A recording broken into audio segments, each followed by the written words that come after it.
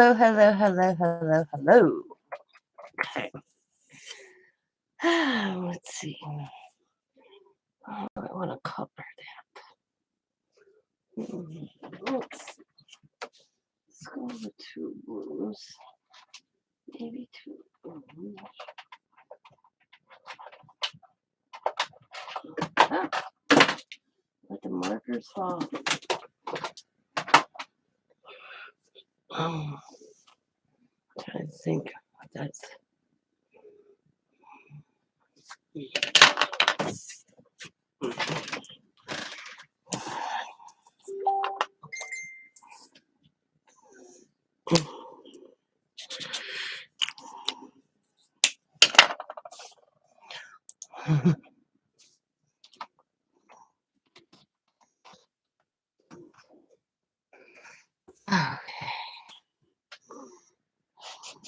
Okay.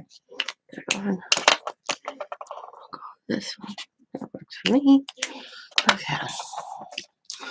I'm actually cut it.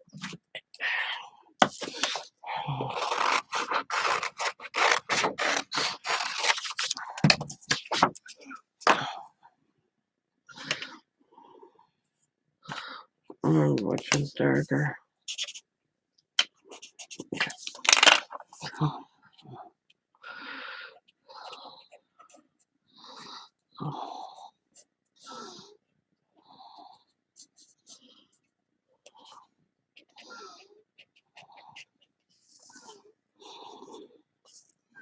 Hello.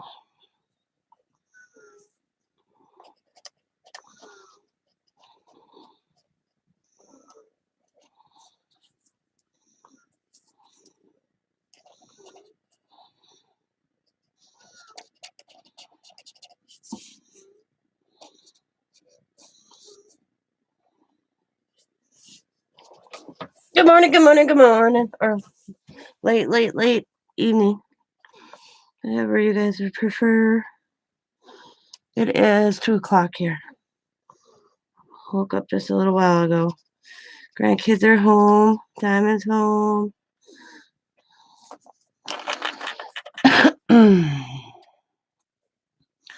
It's nice and peaceful. I actually went to bed and slept since about 7:30, 8 o'clock last night. I was so tired. I hit that pillow. I was out till about an hour and a half ago.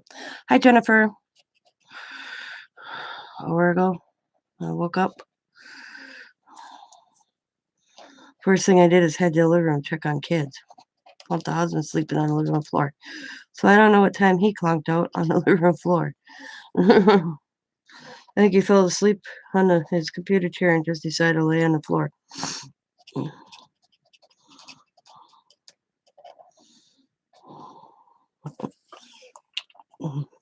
3 a.m. Yeah. Yeah, you're an hour ahead of me.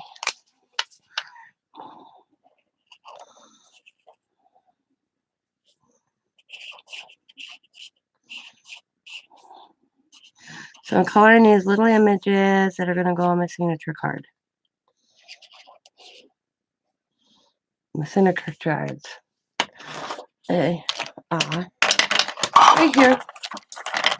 All nicely done. I got a whole mess load of them. And I got my name.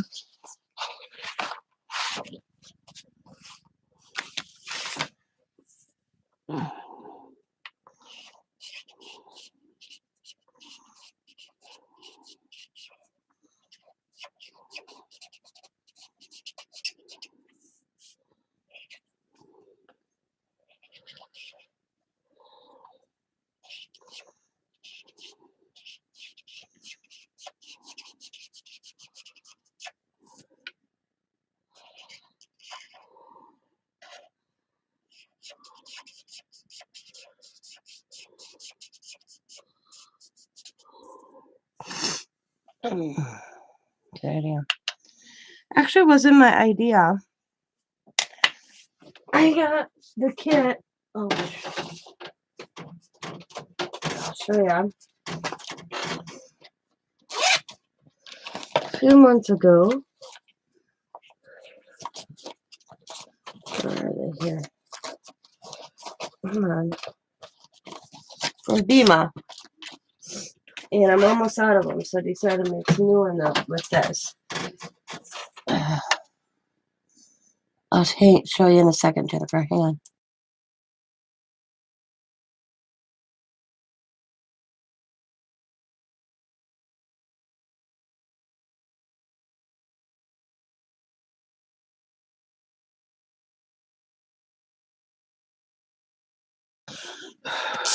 They are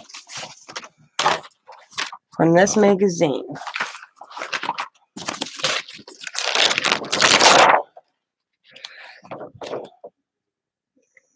Right here. Alright. I just stamped out the ones I'm going to start out with. So I stamped out the little cup, the paint tube. Over here I stamped out the art tray with the paint tube.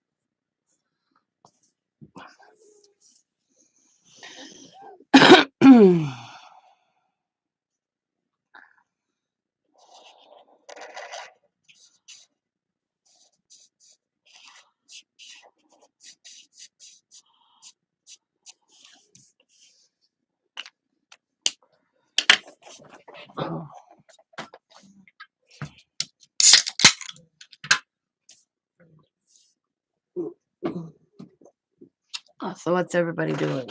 How is everybody?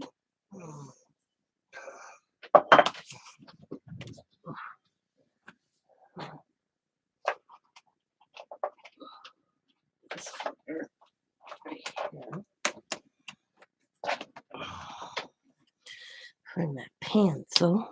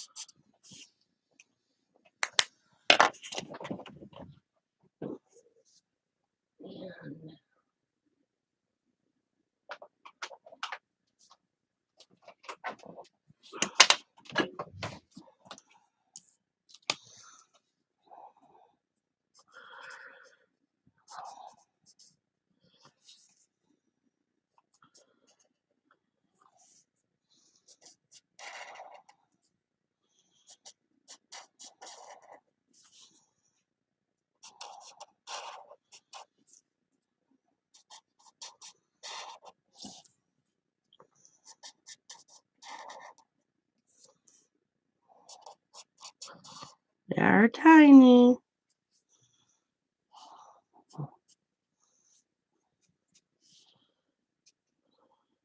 I think that's a glue bottle. Trying to see. Can always go to the magazine. Trying to look at the image of one I did. Trying to figure out what it is. Yeah. To me, it looks like a glue bottle. Ew. Yeah, I'm going to say it's a glue bottle. To me, it looks like a glue bottle. Got paintbrushes, a glue bottle. So I think I'm going to do the glue bottle in a, oh, let's see, maybe,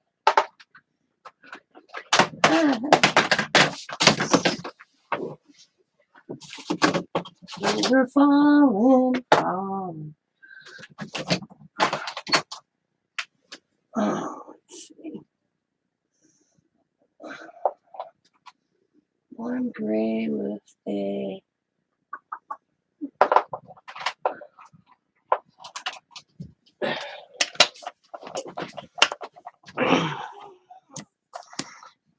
oops.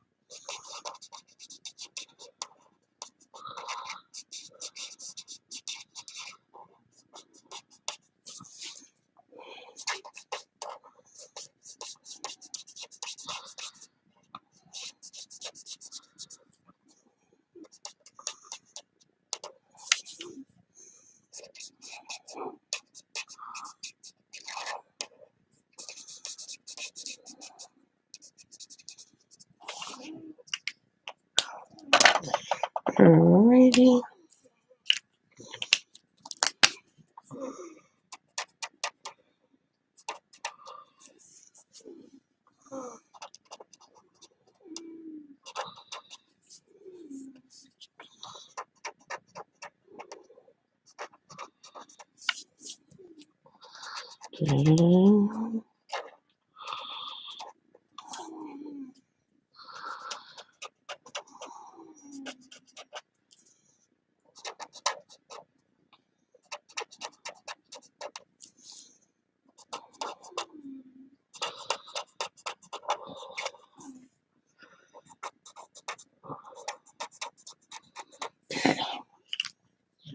Now, paintbrushes, and those one color, and paintbrush is another. So we're gonna go just a smidgen, and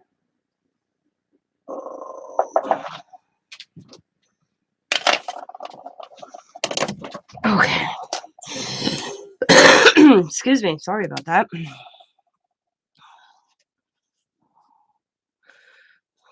Darker.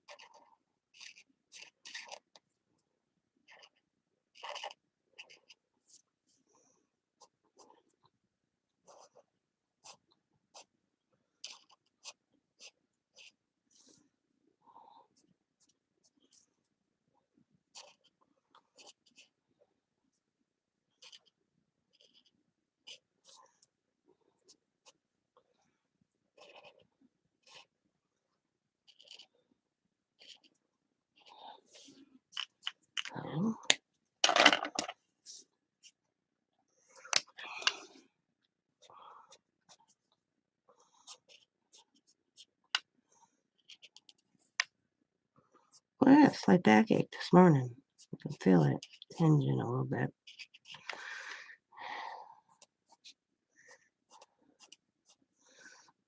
Kind of feel it. Tweaking. You know how you get that little sharp. Hi, Michelle. How are you? Thanks for coming in. Sorry, I just looked up. I get into color and I forget to look up once in a while at my chat.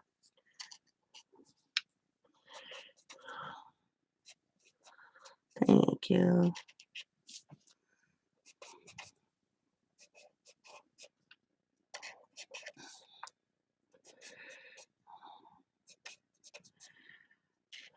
Okay. Now to do the brush ends. I got orange sitting here, so let's make one an orange tip. Good. That was leftover paint on it.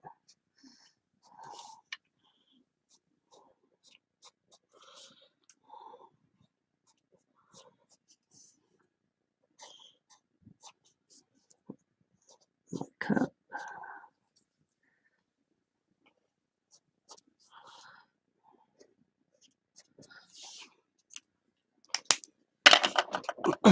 Focusing.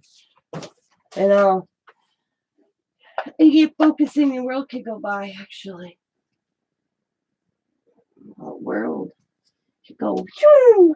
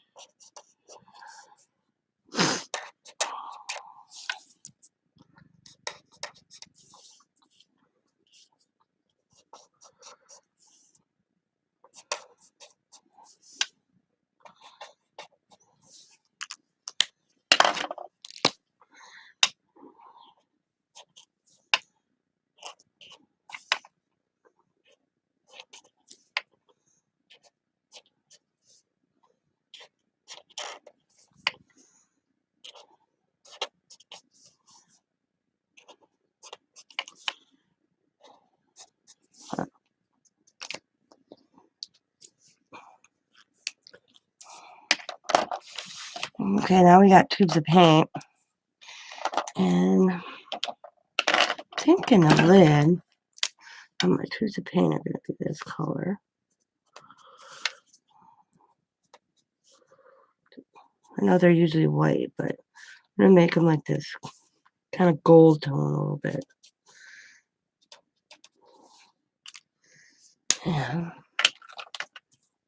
I think the outside is going to be too.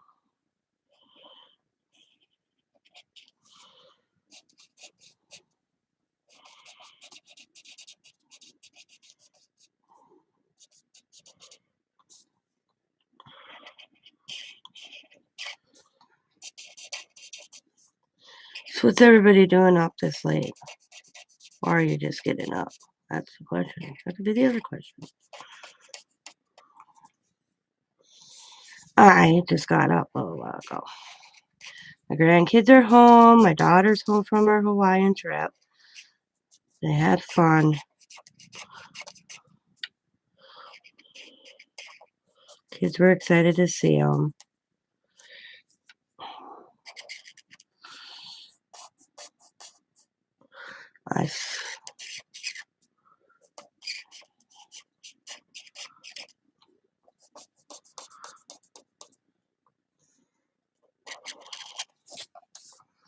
They were excited to see the kids. Kids were excited to see them. And I was not, after 7 days, I tell you, they wore me out. God, I love my grandchildren, but I'll admit I was happy to see them go home. I'm not used to having them. I have them for the weekend, not 7 days. It was long. It was wearing me out.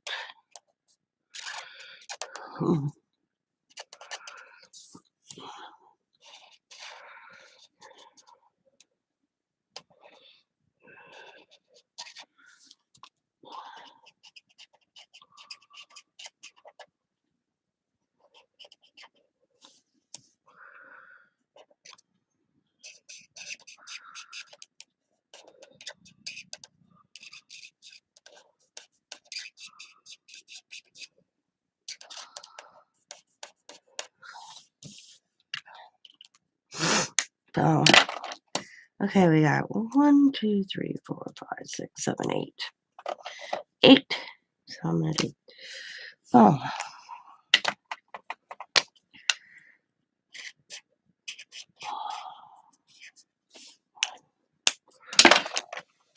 Whoop, wrong end. Wrong end.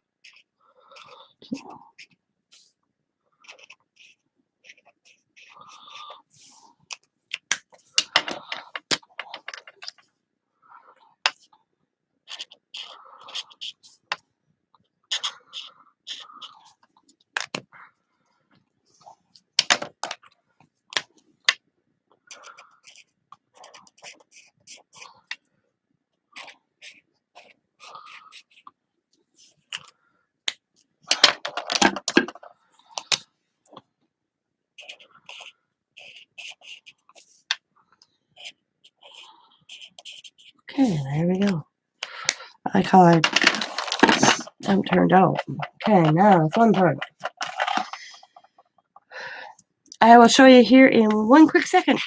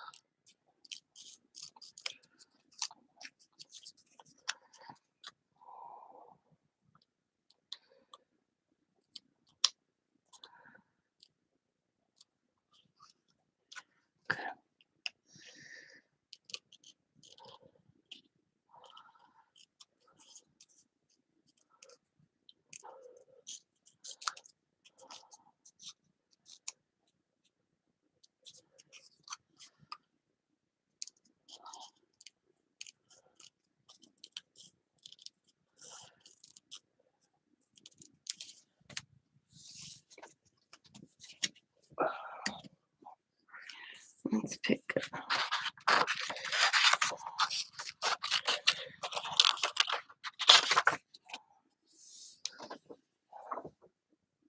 They are awesome. I love my grandchildren so much. But having them since last Tuesday, yeah. All under the age of 10. 10 to 5. For a while. My grandson is very hyper. Hyper.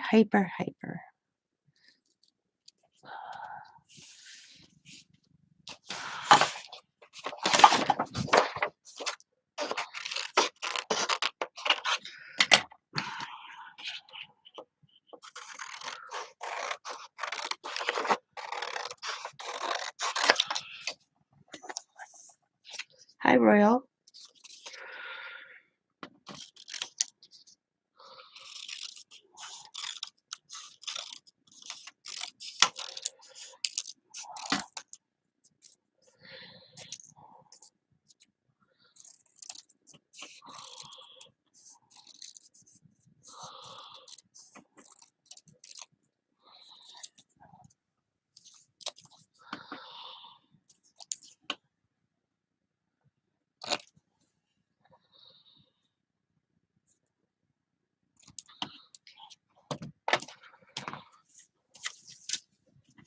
All right.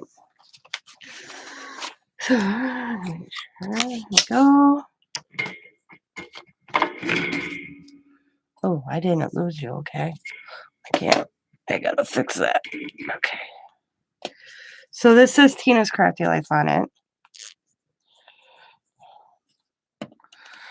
And I'm gonna just slide it a little bit.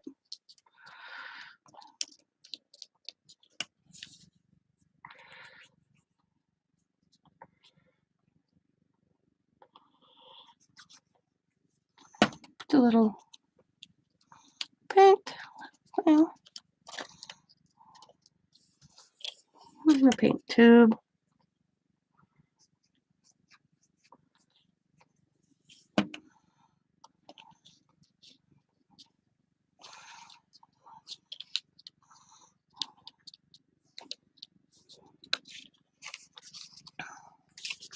Might add something right there. It looks like I need a third thing. What do I want to put on there? Oh, here we go. Let's see what this looks like.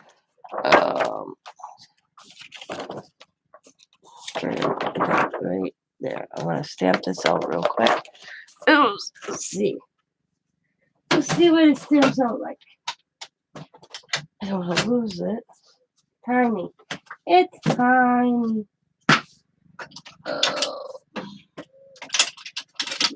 Tiny block here.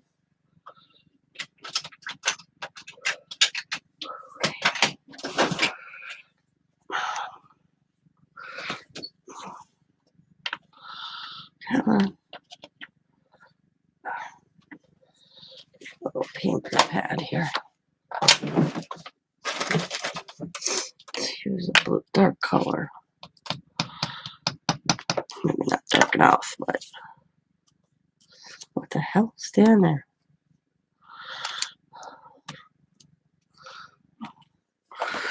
Okay. A dark color. Yeah, he's a good boy. He's just got a lot of energy. Nana don't have that energy like she used to anymore. It was a long week, you know. We went outside. We did stuff, but he's just wound up tight. He's always so wound up. Just wants to go, go, go, go. I don't know if I like that. Nah, I don't like that. I don't. Nope, don't like that. So let's see. He's a good boy. He just wants to go, go, go, go, go, go. Nana, go, go. Let's go, Nana. Let's go. Let's go, go, go, Nana. Always on the go. Always on the go.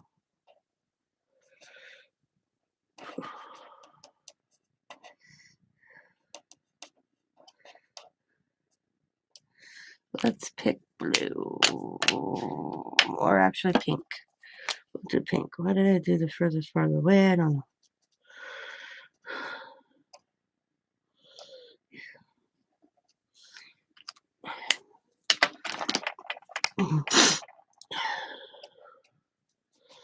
He's that type of kid that,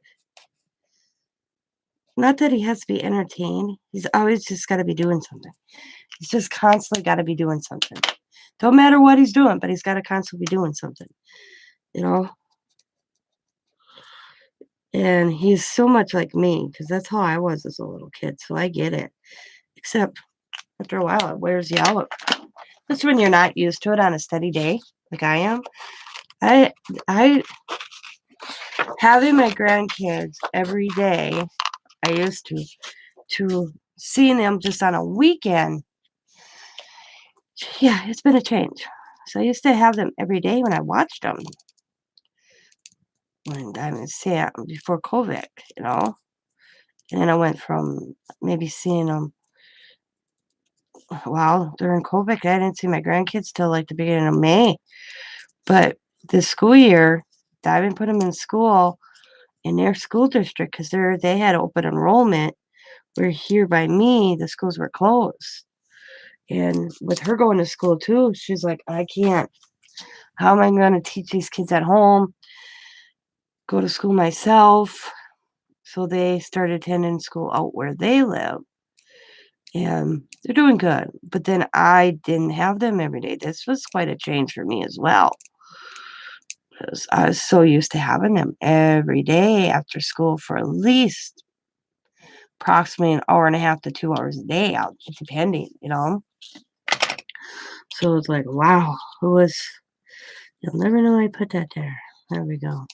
I'm gonna actually blend that out a little bit. Take a little, if I can. I'm just gonna blend it just a little bit. So it looks like I'm supposed to do it. And we're gonna set that one just like that. There we go. That looks better. There we go. Yep.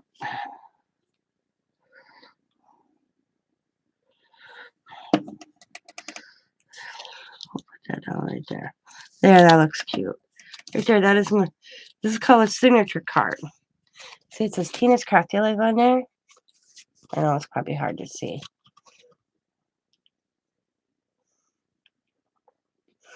And then when somebody purchases something from me, I'll write, I even did the back of it with some sprays and and I'll write, thank you for your purchase, and you get a little goodies. I'm always want to send something of my art, just something personal.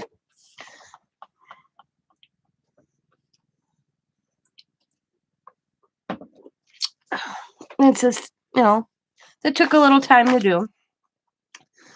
Okay, I'm going to color these real quick.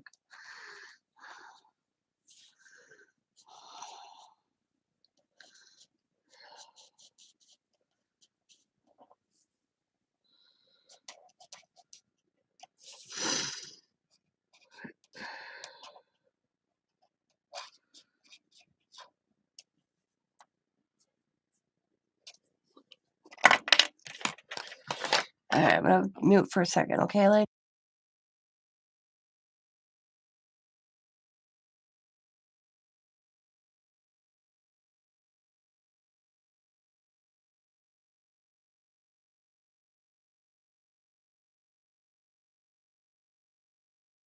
Sorry about that. I got the sniffles, so I was blowing my nose. Woke up with the sniffles.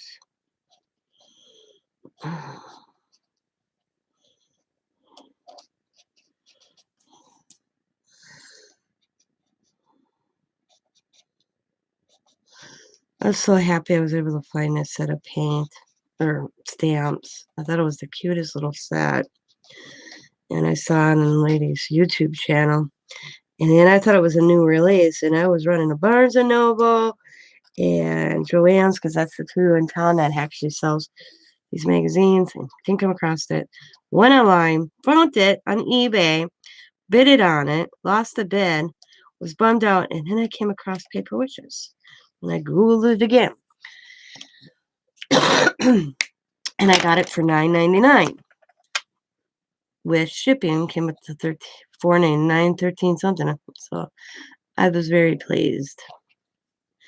I wanted it that bad. I found it. I'm so happy.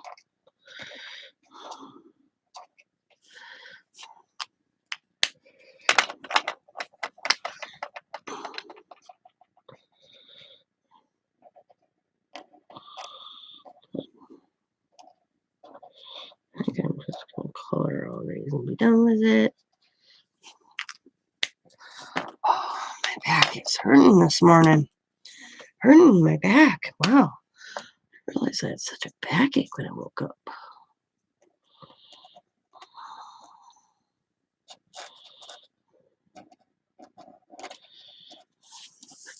I'm going to color all of them right away. Then they're done. Oh, I know. I could make them into stickers. You're right, Jennifer. I could.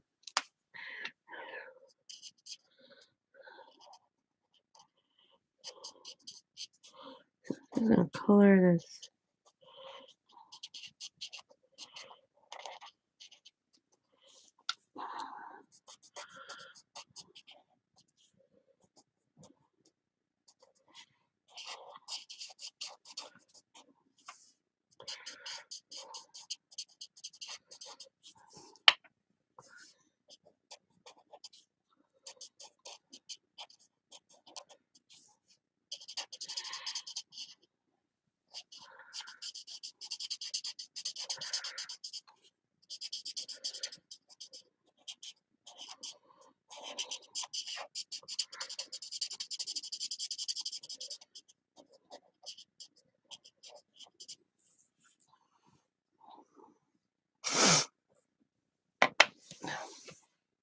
Oh man. I hope I'm not getting cold. I did have a sore throat off and on all week.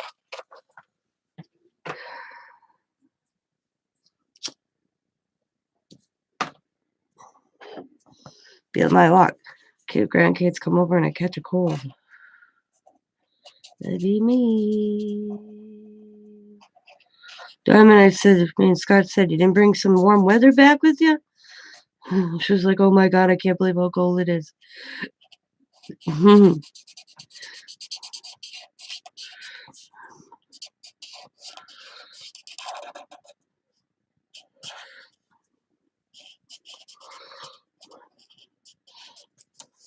said, what type of vacation is it if you don't bring some good weather with you?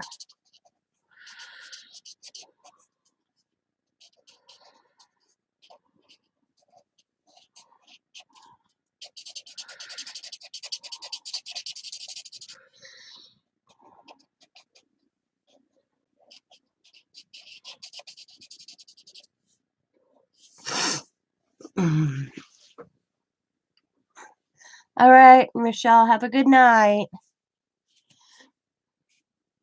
Thanks for stopping in.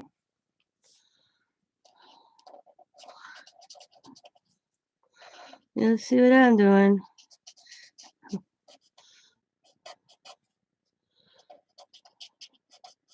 Coloring little images. And then I'll be cutting them out, and making my signature cards. That is my goal for today, or this morning, or late evening, however you want to say it.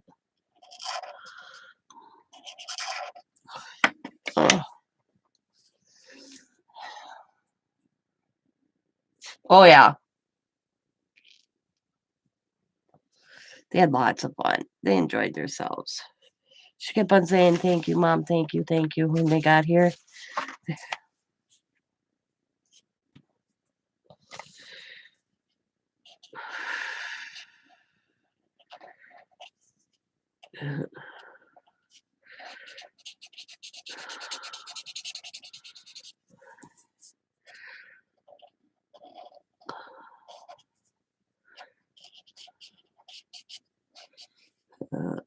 Thank you, thank you, thank you.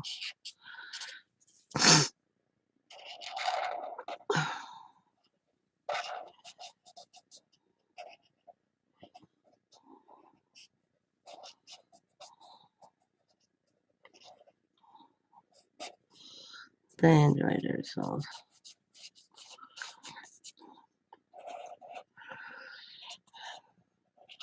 They brought me back a magnet and a book. That's what I asked for. So I was like, Mom, what type of souvenir? Magnet was a bonus. I told her I wanted a book. I'll go get it. It's pretty cool. I'll show you my souvenir. Oh.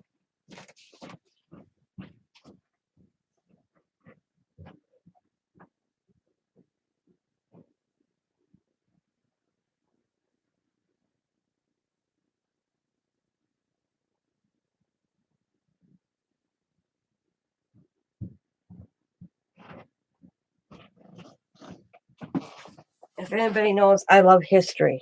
I love reading about history. And I told her I wanted a book.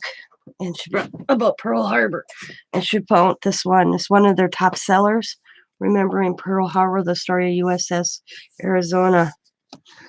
I started reading it. I'll start from the beginning because I don't remember what I read yesterday afternoon, honestly. I was so tired. But,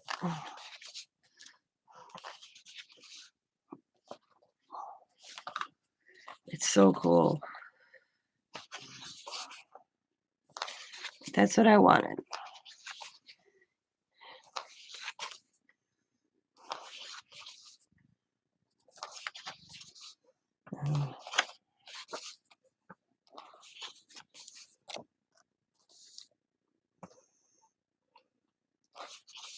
She says the memorial is beautiful. Very hard. She says you get perspective when you go out. Yeah.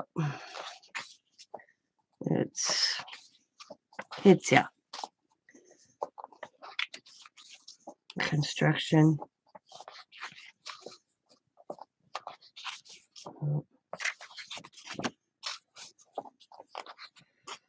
got some awesome pictures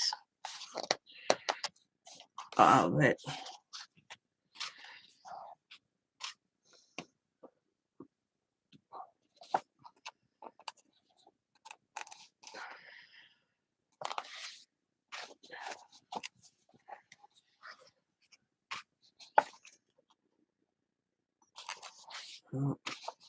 They mark when they find stuff because they're still finding stuff to this day. And the divers, they have a special dive team that's just, and they leave everything untouched. They do put a tag on it, but they put it back. So then at, we were 5 or 6, Jennifer, that was cool. But I could get, yeah, they leave it, they put it right back where they discovered it, and they tag it. And I thought that was pretty cool. They have to redo the wall. Dama was telling me they were talking about it. They still have to redo this wall because list the names Marine sailors who died in an attack at Pearl Harbor. The wall needs to be removed and replaced due to rust and misspellings and ranks.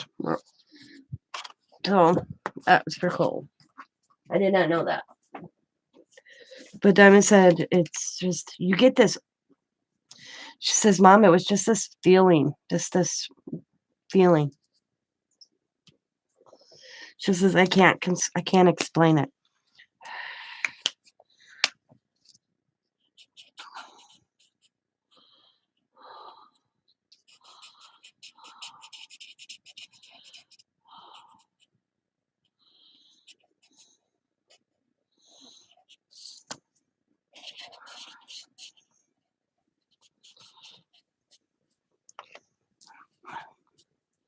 That'd be one of the places I'd go on to see too. If you go to Hawaii, why wouldn't you go there? You know, there's a lot to see, but yeah, I'd definitely go visit Pearl Harbor.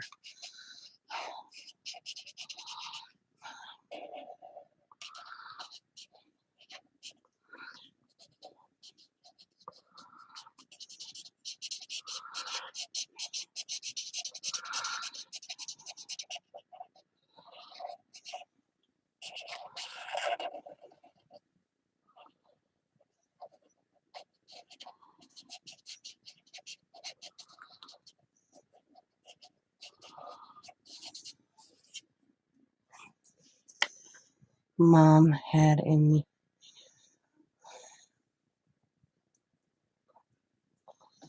Oh, that was cool.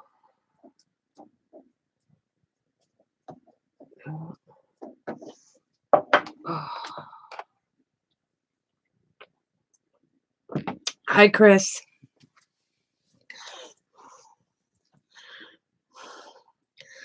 She said she cried. She goes, Mom, I cried. She got tears in her eyes reading, and because they did where they purchase, or they have their museums free. She says, Mom, it didn't cost us anything to go in a museum. She goes, they asked, donation. So they gave a donation. Plus then they rent this little headphone set, her and Sam. And I think she told me it was like $10 a piece for this headphone set. And you walk up to this like monument throughout the museum and outside on the grounds. And you scanned it and it started playing and telling the person about it. And then she said it was, I think she told me $12 to ride the boat to Arizona. And they couldn't go on the Missouri because that was closed down because of COVID. But they had a good video of the Missouri. She goes, they incorporated a video for tourists. And the thing is they didn't realize it.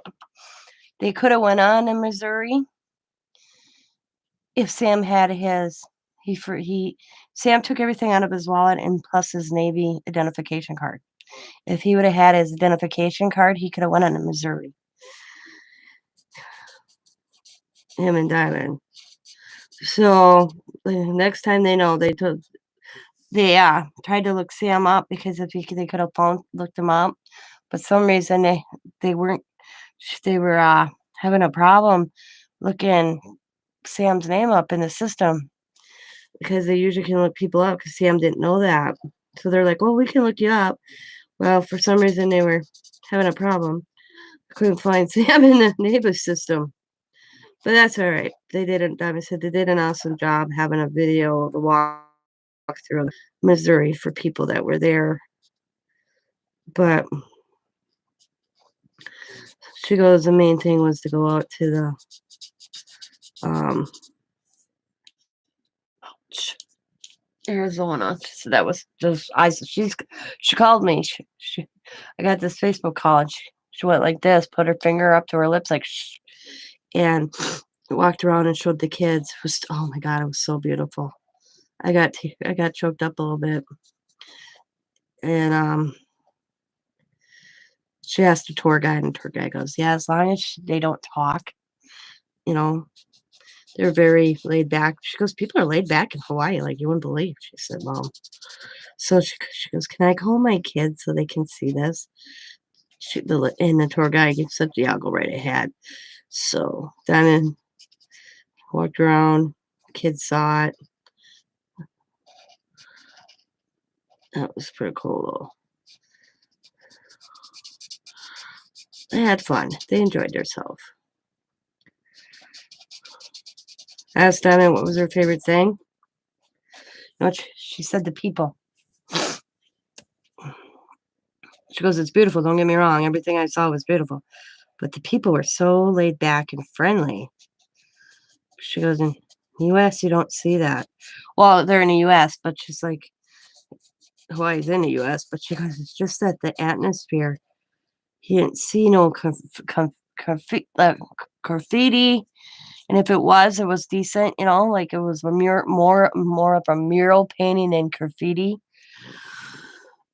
No littering, you know, like cigarettes butts hanging on the ground. None of that. She goes,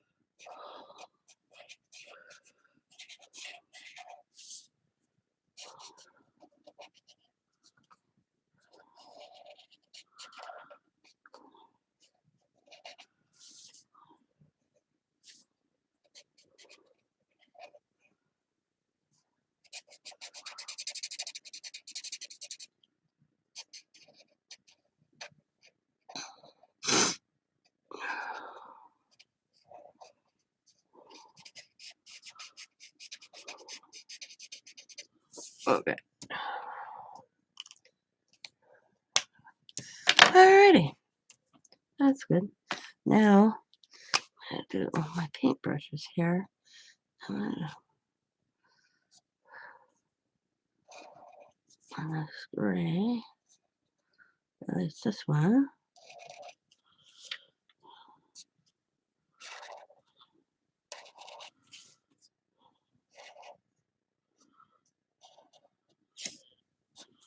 Oh my God, I can't believe my back. I really got backache. I have to take some ibuprofen.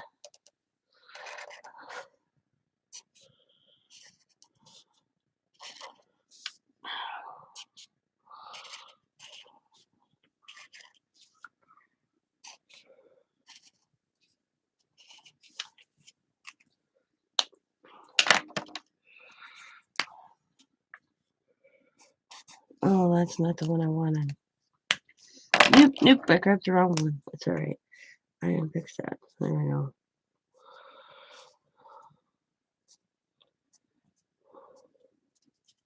Not a major deal.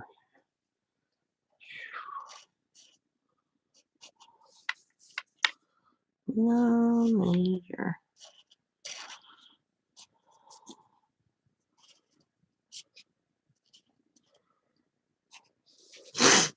Sorry about the sniffles. Don't worry about the sniffles. I got the sniffles.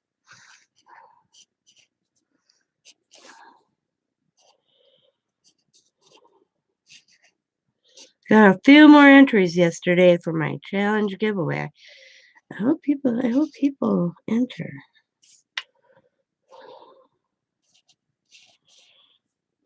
Get some more entries.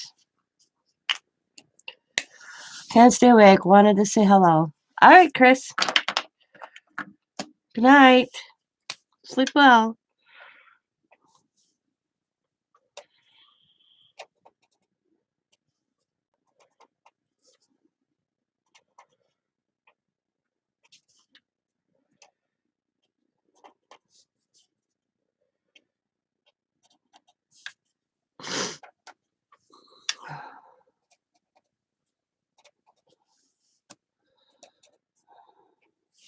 Okay.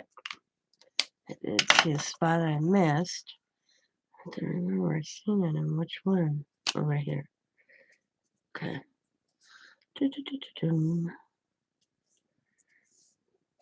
Okay. All right. Let's start up here.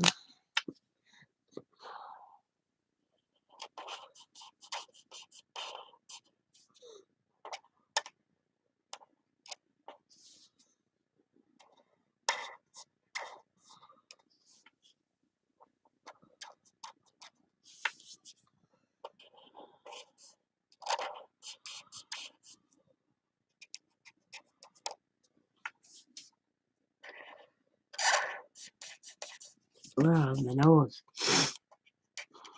My nose, my nose.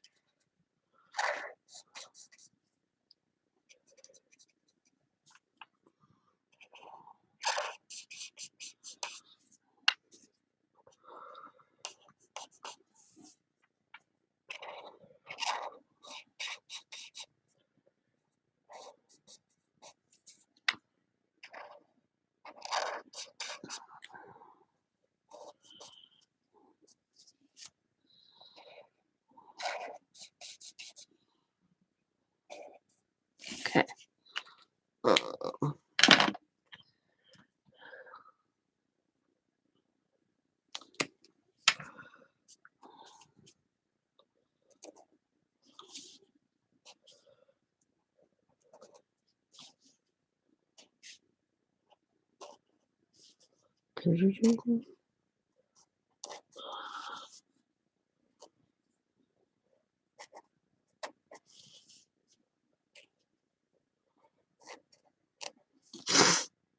Okay. So today.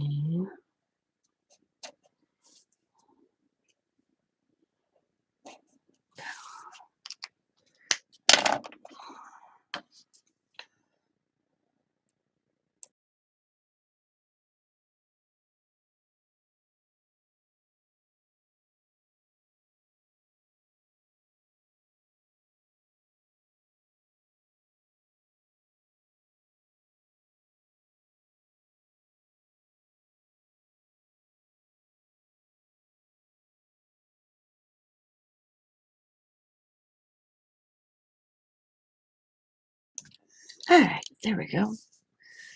Let's see. Oh, light green. Some green paint on there.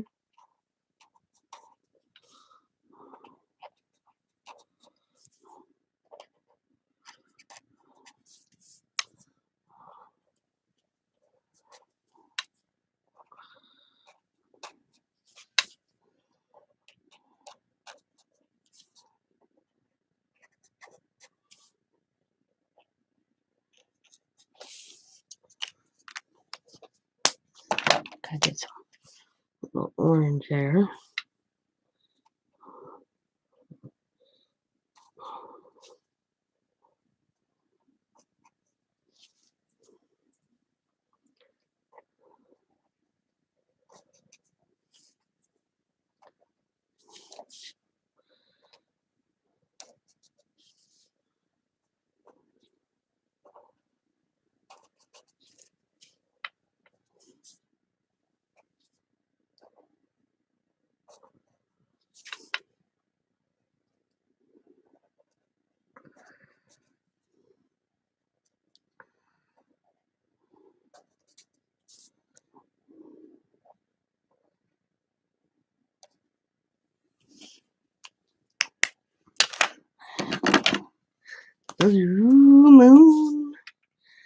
Okay. Looks good.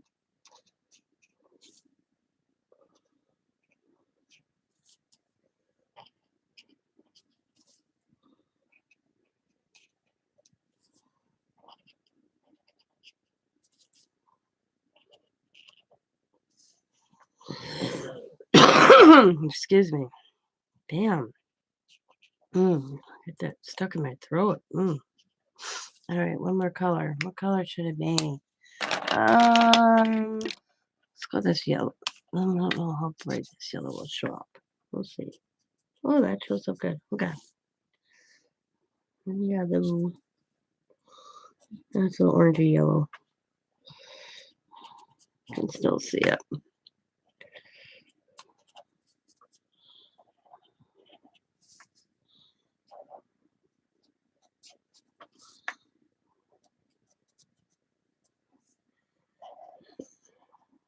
All right, there we go. Cool. We have them colored. So I might have to stamp out a few more things. We're gonna see in a second here.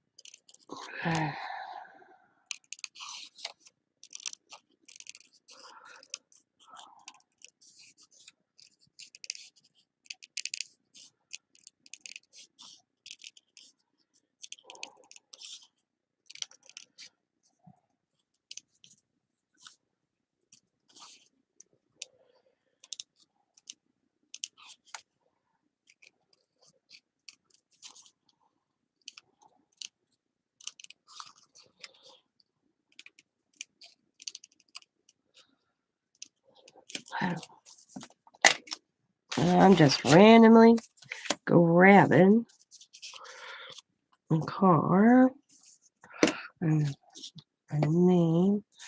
Oh, see, this one I may not have to. Well,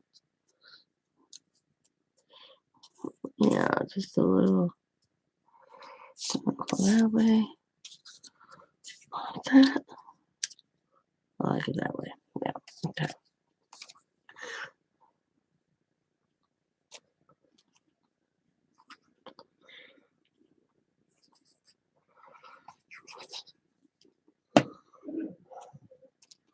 Tilt it a little bit to make it fit.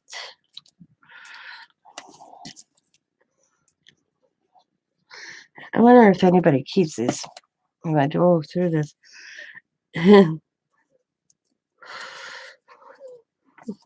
Just to find out they throw them away. That would actually suck.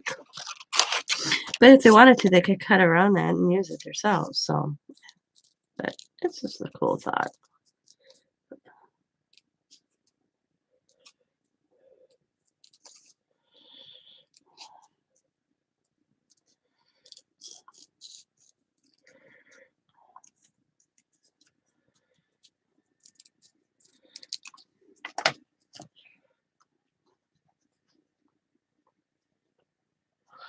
And then go, boom, a little tube of paint. So that's the gist of them. Except I want to go, of course, around. I like going around everything. It just brings it out. I think. I like going around it.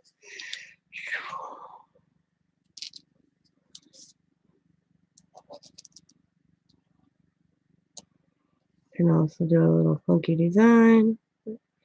Rub my name just to give it a little funky thing.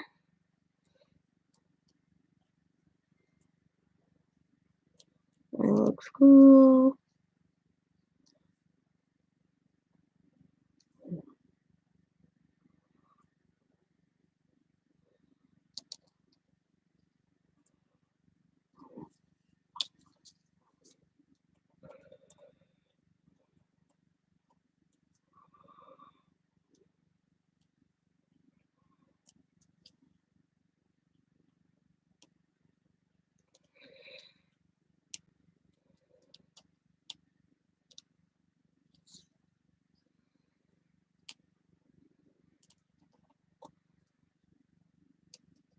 There we go.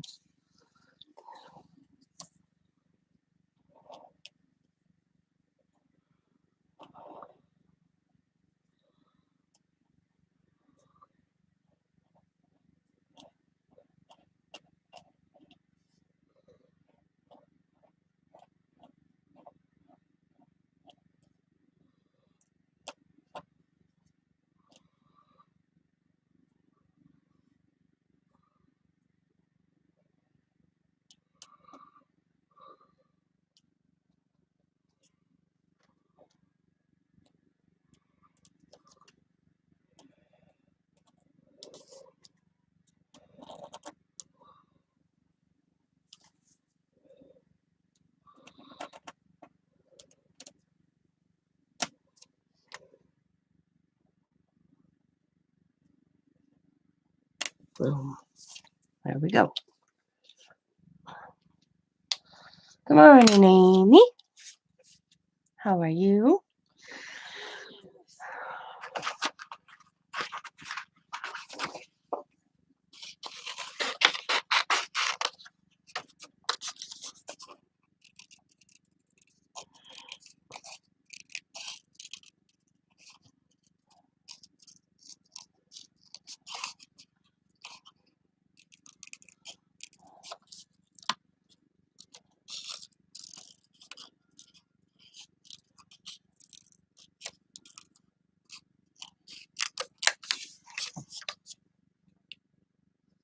You had a sale? Chris went to bed. How did I miss their sale? When was your sale? Why didn't I get any notification? Or, I mean, I had a grandkid. So I wasn't on YouTube a lot this week, past week. So I was quite busy. I did a lot with the kids. I crafted a lot, we took walks, we went to a park. So maybe your next one, Amy. I'm sorry. I like trying to support other channels that support mine as well, you know.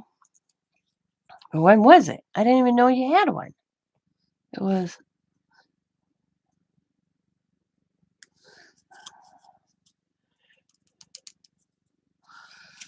the Defy 50/50 auction earlier, but that sounds wonderful. Oh, the Defy was on. We were in Defy. I saw that Defy had a sale today. Was that today or yesterday? Like I said, they just left last night, yesterday afternoon. I was one tired grandma. I mean, by the time they were out the door, I just kind of chilled. You know, like how that adrenaline and then it goes. That was yesterday. I looked right at Scott. I mean, they left the house. I'd say Diamond, Sam, and the kids were gone by 3 o'clock in the afternoon. Yeah, easily. And I was in here. Yeah, because I watched the verdict. Yeah. And I watched the verdict of the Minneapolis, and that was at 3:30, 4 o'clock my time. And I watched that. I knew he was guilty. I knew he was going to be guilty. But so I watched that, and made me and Scott grilled cheese sandwiches, and by 7:30, 8 o'clock, I was out like a light. Out cold.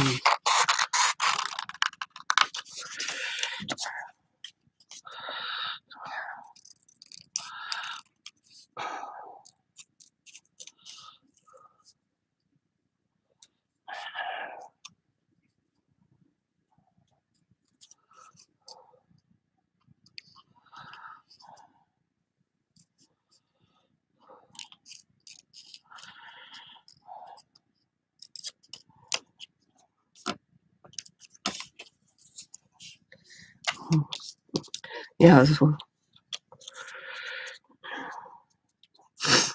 yeah, I woke up about an hour and a half ago. I'll be up for a little while and then I'll lay back down. Wow.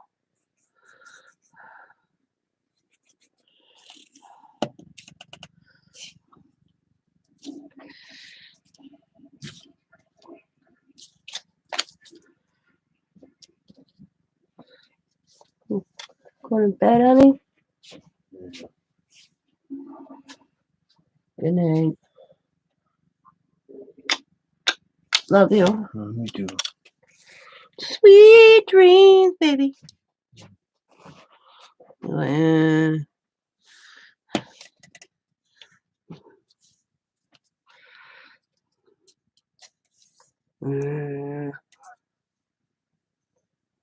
Yeah. About 3 hours, I'll fall. Takes usually about 3 hours to 4 hours for me. I'd say it's 3:12 here. Probably about 5:30, 5:45, I started like, yep, I can go back to bed now.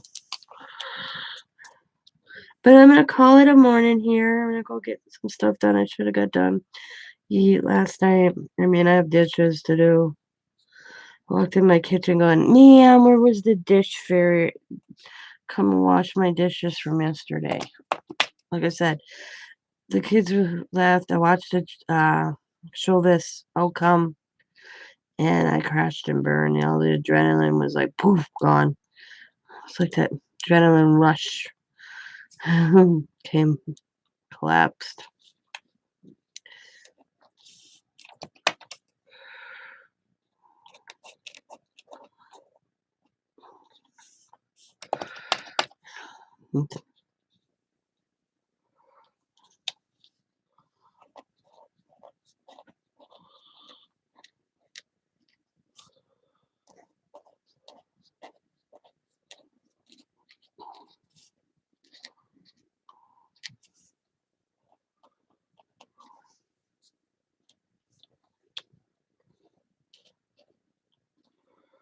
Is today Wednesday? What the hell do I have to do on Wednesday?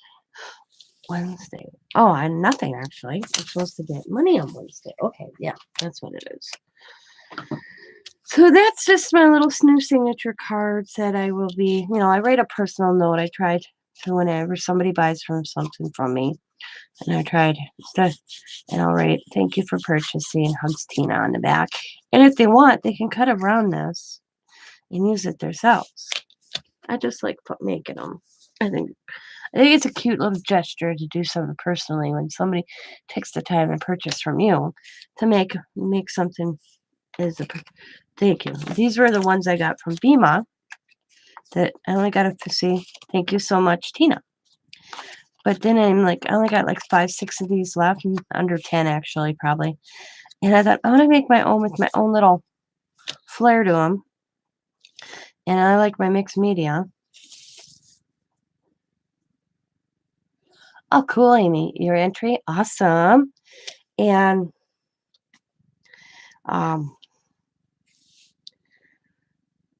so these are my backgrounds. These are with the backgrounds on these guys are all with, this is the shimmer.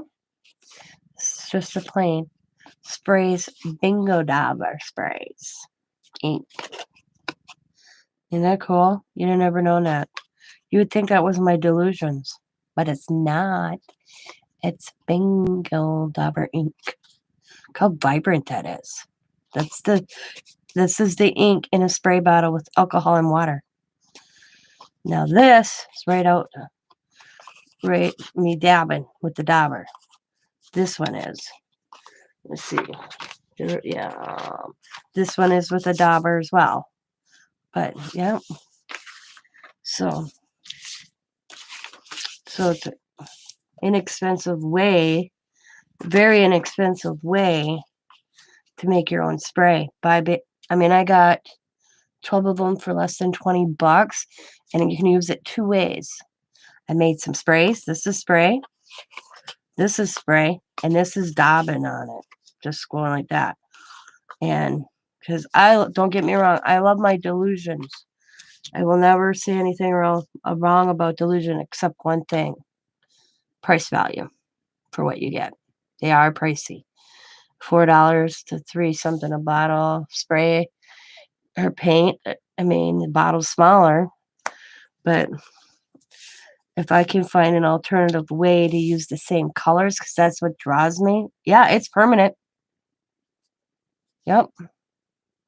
Yep. Yep. It's permanent. Yep. And I mean, yeah. Let's see. No, it's not moving. A little water added to it. Not even coming up. Yep. Yeah, nothing. It's cool. Nope. But, if I can find an alternative way, because what drew me to Delusions, well, I love her stamp images, for one. But when I first drew me to Diane Riley, Delusion, was her paint colors. And then I discovered she had sprays. And it was about, you could tell I'm the typical 80s, 90s kid. Because I like the pop colors. I like the brightness. So that's what drew me to her. But affordability.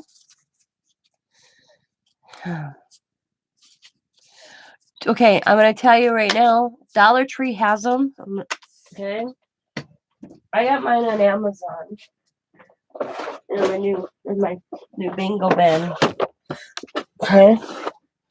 Now I picked some up on because I wanted black.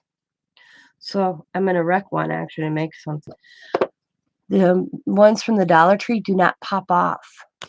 Yep, they're solid. Yeah, these are the Dollar Tree ones. I learned that ones. But ones like this, these pop right off. Actually, you can just turn it. Comes right off. Pops right back on. The Dollar Trees don't do that. So I don't know what the ones like at Goodwill will be like. But yeah, the Dollar Trees. Yep, I was like, damn. It's one solid thing. Because I wanted to make some black ink. But I'll be picking up a few more colors myself because I got glitter ones. They say glitter, but it's shimmer. Can you guys kind of see the shimmer on that? I don't know if you guys can see the shimmer. It's because they're called glitter. Oh. It says Dabba Ink, Dazzle Glitter Ink, but it's more like a shimmer more than a glitter. It's more shimmer. I don't know if you guys can see that. Shimmer. Yeah, so it's a shimmer instead of when I thought when they said glitter, I thought glitter. Nope, it's like a shimmer. So that was a bonus. And the ink's phenomenal. Let's see. Let me find. I got them all marked. And then.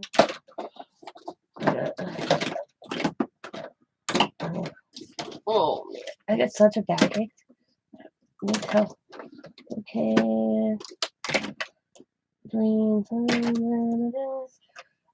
I gotta go better thing for my inks here. Here's a glitter one. Dazzle. They're made by Dazzle. Okay. You can kind of shake it a little bit. So you can see the line in the bottom, just like any other ink you make. So you just shake it. So cool. You can see it. See the shimmer. Shimmer. Very cool. Awesome. That's got that shimmer. And you can tell that. Let's see. Here's one without the shimmer. But I got really close on that one. But you can kind of see the difference in the shimmer. And the shimmer. I'm trying to see if you guys can see. Oh, there you go. Kind of see the shimmer. Yeah. And then we're all Bingo Dabber inks. You know how that came about? Yeah, Bima was telling me she went to play bingo. She was going to play bingo or went and played bingo. I don't remember. She told me she was going on her way to play bingo or she played bingo. So I have so many conversations, Bima off and on, And I'm thinking, I wonder what I could do with bingo dabbers. So I asked her if she ever sees some in thrift stores.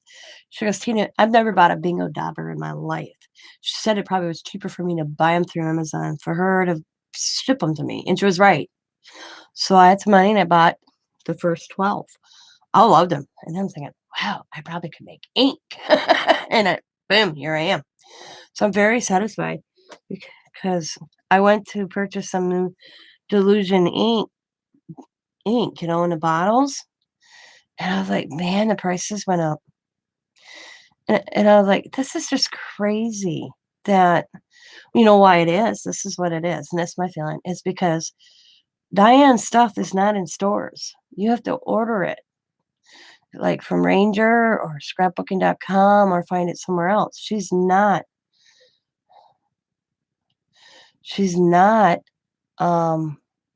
like at Michael's or Hobby Lobby anymore. She's not, and Joann's has very, and it's just crazy. I need to find me a black one though I can take apart. I let the kids use the bingo daubers from the Dollar Tree at Riley. Having fun with them because I don't want to wreck it. So I'm waiting for the black ink to get down, and then I'll, because it's full right now. I figure when I have the bottle and I can tell it's like half full, then I'll wreck it to make some black ink.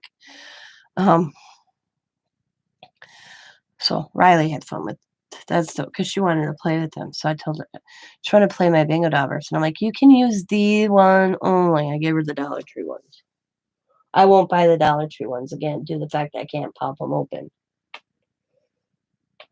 So, but I'm going to call it. So, if you have any questions how to make bingo dabber ink, did you use it straight or water it down?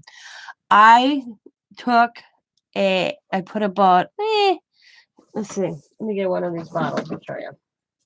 I did about to that line of ink.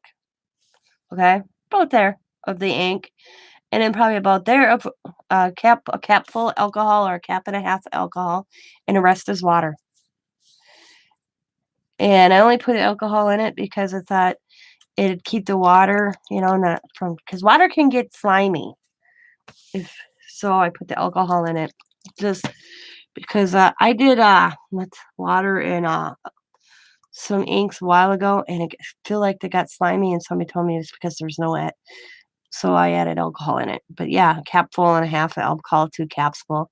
But about that much ink. I mean, this is very bright. I mean, look how bright that is. I did them the same. Yeah. Yeah. And you can add a little bit more alcohol. Like matter of fact, I used to color up doing these right here. Yeah. No, that's not the one. It's this one right here. Now, I use sky blue. I used a lot of sky blue on my projects, so it kind of ran out. So I added more, and all I did is add some alcohol and more water, and I didn't add any more ink. And look at, see, I needed different bottles. These are all my empty Delusion bottles. I'm gonna buy some different bottles, but I didn't add any more ink. All I did is add some alcohol. Yeah, I will put my husband's vodka in them. There you go. And I got some some vodka. I could probably did that too. I bought some vodka when I couldn't find hand sanitizer. I bought a cheap bottle of vodka. But all I did is add a little more alcohol and a little bit more water, and I still got this pretty blue. So all my nozzles are, see how I have to press and then bring it back up? Yeah, my nozzles are getting old. So you got the color still there.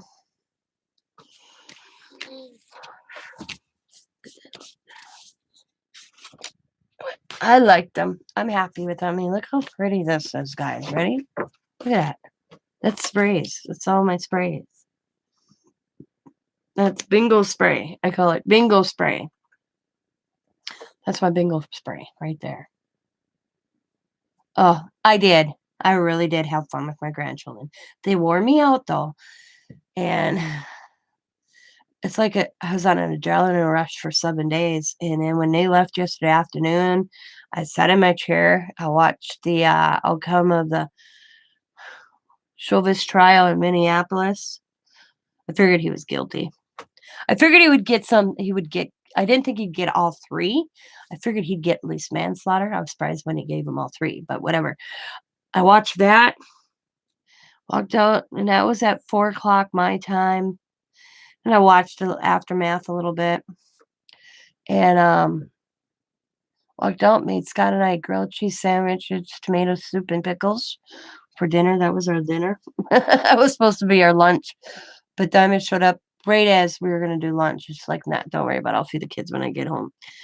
I'm like, cool, awesome. They're going to pick up Happy Meals for the kids on their way home. They were exhausted, too. Yeah. And I know, right, Amy? I did, too. I figured at least manslaughter. I didn't think he was going to get it on count 3 and 2. Yeah. And then other circumstances that he has to go back on for doing some about in front of a minor child, they can add more time. I was like, what? So, but whatever. So I remember making dinner, clean my bathtub because I don't know what the hell. You can tell I had kids because my bath. You know how you get that slimy feeling in your bathtub? Yeah, extra bodies. And I forgot. Usually when I take my bath after my water drains, I go in and I spray a cleaner that sits there and cleans, and then when I go to take another bath, I can just spray it and it's nice and clean. I forgot to do that. 3 extra bodies, and then I forgot to do that. So I had to clean my tub, and then I took a bath, and then I looked at Scott and I said, I'm going to bed. I was in bed by 7:30, 8. I was out like a light until about 1:30, 2. Yeah. Well, I watched that trial off and on. Yeah. Yeah. I watched that trial off and on. I knew he wasn't walking out of that jail. I knew he wasn't. First of all,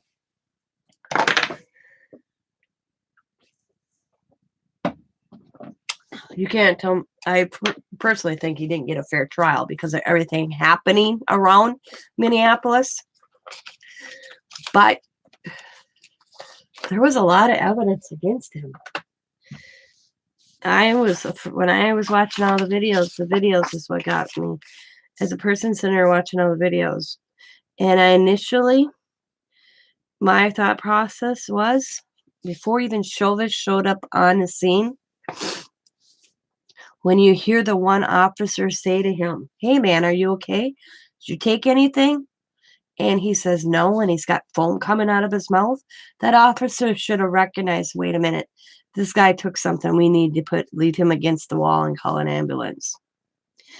If that officer would have did that one humanity thing, recognizing that this man was on something, they could have saved his life. I do have a feeling that fentanyl was part of this man's death.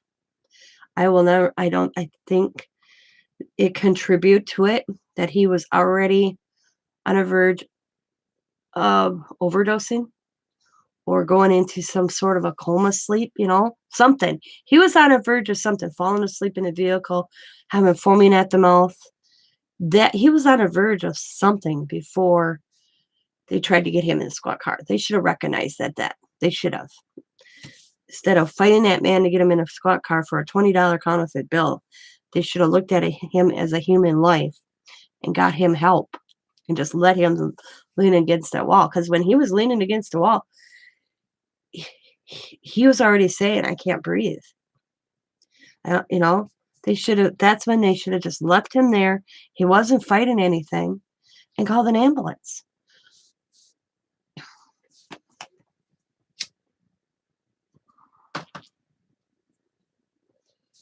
Yeah, he was on the verge of something. Yeah. Now, but like a buddy of mine as a police officer told me, they're not trained to recognize drug use. They're trained to, oh, let's see if you're drunk. He is because he was a paramedic. But most officers aren't trained to recognize drug use. They don't do it. Now they may, but they don't. When he went through the academy, they didn't get trained on recognizing drug use.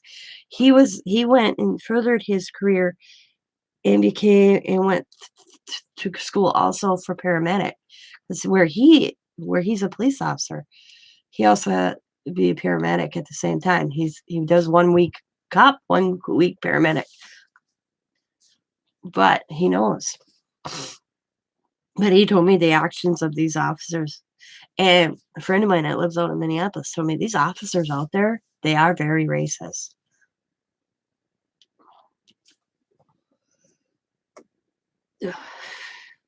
But then on the other hand, comply, you won't die. Officer tells you if you're going in cuffs, don't fight it. But there's they got a split second decision. Their life, right? My husband's a cop, and he'll never do what happened. So your husband's a cop, Amy? Look, I congratulate, because I'm out for the police officer. I raised my kids to respect the badge. I told my son, cop tells you get on the damn sidewalk because you're walking in the middle of the road. Get on the damn sidewalk. Don't argue with him. Not that my son ever did that, but that was an example I used. He tells you to do 20 push-ups because he feels like it. You do the 20 push-ups. But I raised my kids to respect police officers. My son wanted to be a police officer, but he couldn't pass the physical because of his knees.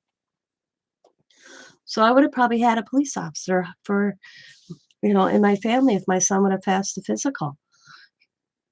I'm kind of glad now that he didn't. I'm glad that he's a diesel mechanic because I wouldn't want, I don't know how people that are married to police officers or have sons that are police officers, knowing their child's going out or their husband's going out, like you, Amy, today's society, they have no respect in school for it. Oh, yeah. Kudos to him. I don't know how you sleep at night. I'm sorry to say that. But I think it starts when they're little. If you there's no respect for your elders, and I was raised to respect people older than you. You respect people with authority, and I don't see that in kids these days. Where are you, Amy? Well, you're gonna see. I'm gonna be up front. You're gonna see more police officers dying. And you're gonna see less police officers going into academy to be police officers because of all this. And then what are these people are gonna say? Waterloo, oh, okay, yeah, I read that one. Yep. Um, you know, they have because right now, kudos to your son, but I wouldn't want to be a police officer. Not if they're gonna defund and take away. I mean, because I said to Scott, what's it gonna take? I was talking to my husband about this today. I said, what's it gonna take an officer to be unarmed and get killed? Because that's basically what they want. Cops shouldn't carry guns. Well, thugs do. Okay, just run. You pull a kid over, I don't care what color, and you tell them they're being unarrested and they take off. What are you supposed to do? Just stand there and not do nothing? Okay, bye. And then you have the community bitching because police officers didn't do anything to arrest this person. They want it both ways. They can't have it both ways. And we only hear because scary. Our cops have guns and they won't take them away. Yep.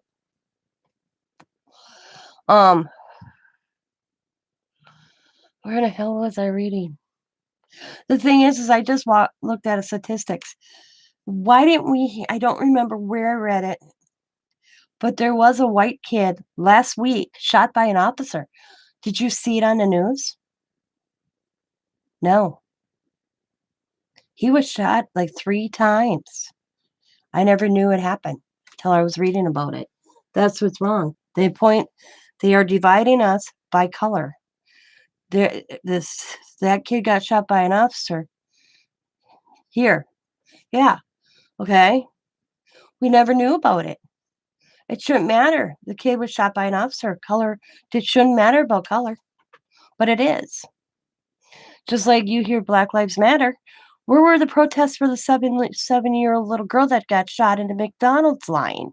If you care about Black Lives So Matter, why aren't you cleaning your neighborhood and going after the people that just do these drive-by shootings in your neighborhood? It was an attempt to die by a cop. Yeah. Yeah. Suicide by cop. See, I have a friend here in Green Bay, Wisconsin. You can look up the case. Case is Ben Sonnenberg. They classified he was shot by officers here. 2006, 2007, around that area. Then with toy gun. Yeah, exactly. Toy guns. Why do they need to make toy guns look so real? Make them neon pink. But you know what? They'll just spray paint them anyways, See, that's where I logic. I'm a logic person because I'm like, but look like a rifle. They make toy guns. See, my grandkids' toy guns. We don't buy them guns that look realistic. And for that fact. Because I used to play cops and robbers. We all did.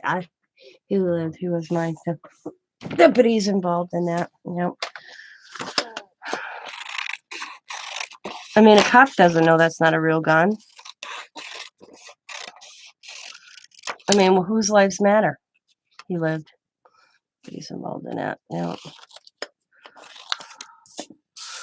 Ben died. He was, and they classified Ben's as suicide by cop because he made a comment that because he was a troubled kid, that he'd never go back to prison again, and he ran away from the cops when they stopped him, and they shot at him, and he died. And I know the hardship of having a family member killed, regardless if it's by a police officer or by anybody else. But Ben's didn't get the attention. Never made national news. It lasted a week on our local news. That's it. He is a paramedic now. He will be in jail. Yep.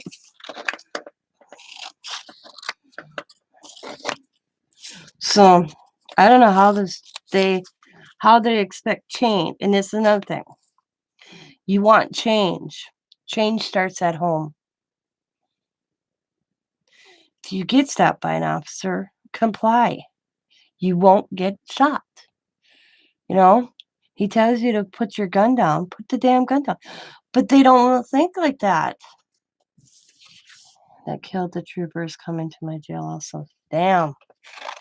Yeah.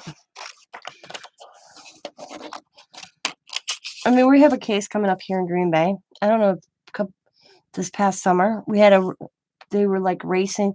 They're like racing down Lombardi Avenue, and this kid that's an eraser raced down, hit a mom with her her daughter was like 19, 20 years old, and her fiance.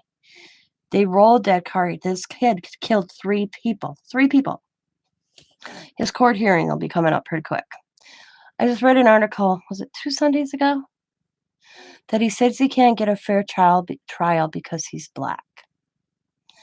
The people he killed weren't white. They were Puerto Rican or Mexican, whatever one. And I'm thinking, how's this a race thing?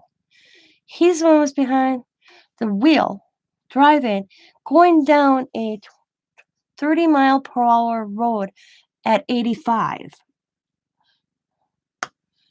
85 miles an hour. They clocked him by the time his meter stopped, and I don't know how they figured this out. They got him at 95 when it stopped in the car. 95 miles per hour when he hit this car. So he doesn't think he's going to get a fair trial because he's black. Because he killed these people. He killed Puerto Rican/Mexican because there was a mom and daughter, and they were one race, and the boyfriend was another. But I was like, are you kidding me? You kill these people going 95 miles per hour down a road. with your. And the thing is there was so many complaints about this car. Cars record all data. Yeah. I mean, the car of these people, if you didn't know it was a car beforehand, it looked bad. There was no way. And me and Scott were coming home from out of town. We couldn't get home because Lombardi Avenue, where we would have turned, was blocked off. We're like, what the hell? So, yeah, here's Lombardi Avenue. Here's and you go down Lombardi Avenue. Stadium's up here. And then they have a crossroad here and here. And then here's Scott and Ives Road. We got through Oneida, which is this Oneida Street right here. This Lambeau Field, this Oneida Street. Then you got Holgram. Then you go up a ways, and then it's me and Scott's street. And up here, we got through Oneida, we got to Holgram, this street. We couldn't get nowhere because they had it blocked off. We couldn't go straight to go to our road. Lucky we could get around. We were like, what the hell is going on? Well, then I got on Facebook. And I'm like, does anybody know what's happening in Lombardi Avenue? Why it's all closed down? And we didn't have power. We got home and we didn't have any power. So we knew it had to deal with something from Lombardi Avenue that we didn't have power. It's doing all shifts. That's cool. And here it was just because of this accident. But I can't get over these excuses for people. I'm not, it drives me crazy. Well, the disrespect. It's just the disrespect.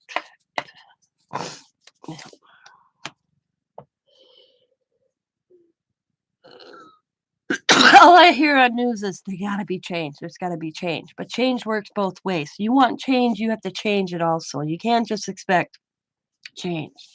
Too bad the car couldn't record the lies the officers say during the stops.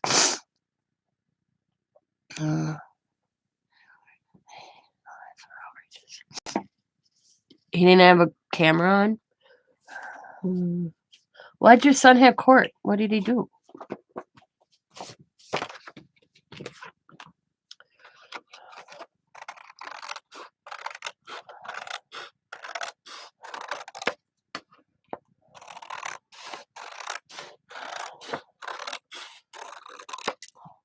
Not that he did anything.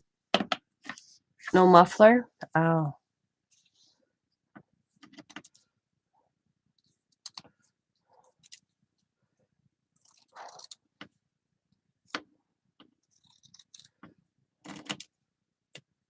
New muffler.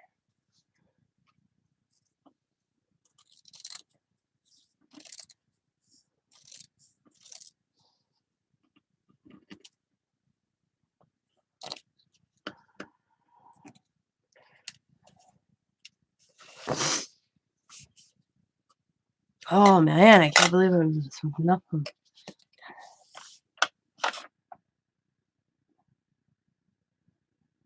There's a lot of exhaust.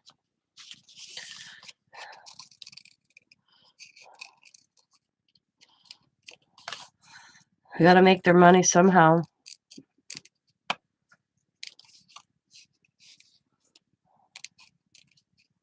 My philosophy is all these people that want to defund the cops, the codes the cop put on the ticket had nothing to do with the car, let alone the muffler. Really? Interesting.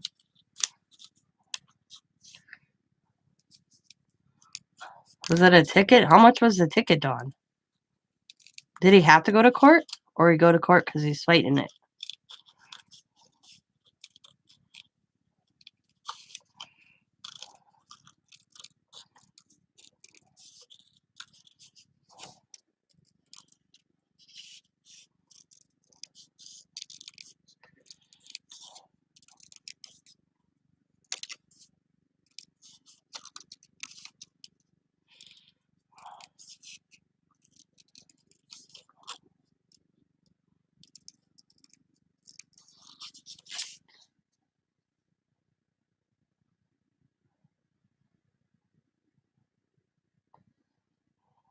I'm like, oh, it is right.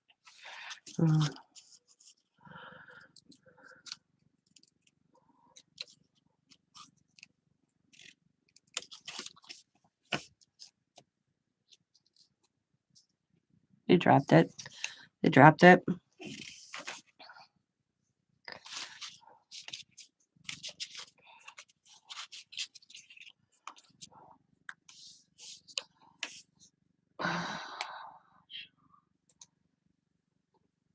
Country attorneys are assholes. The judge was like, the cop had no records. Haha.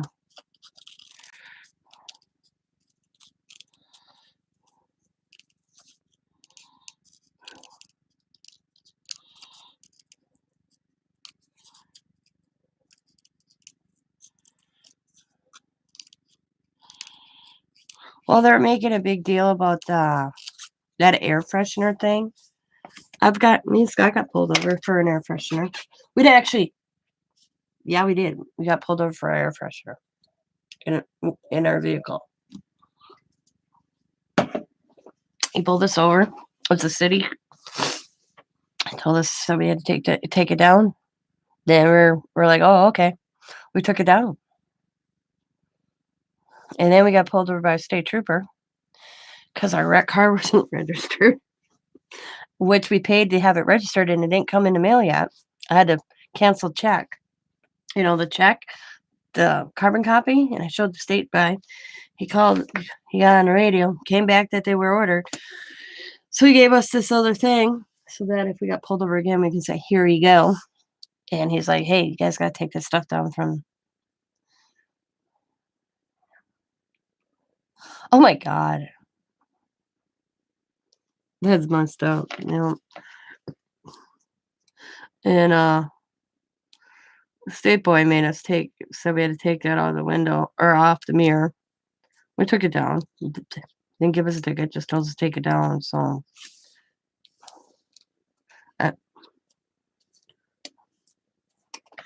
no stoplights on the interstate. They gotta fill their quota these days, you know. On Zoom court, you can't get to hear everything. You get to hear everything.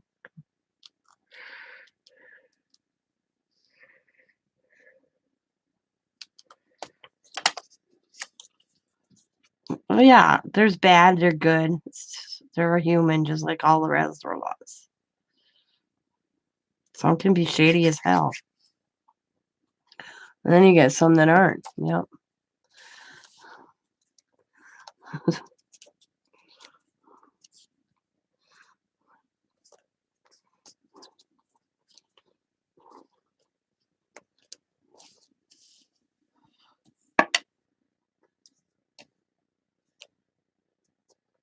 Prison shoes? What the hell does that mean?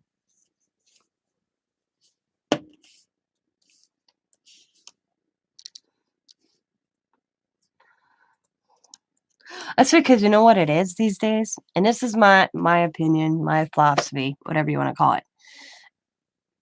Is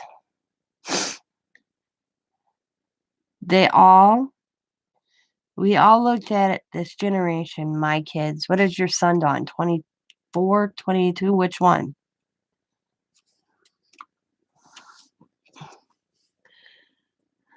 They all look at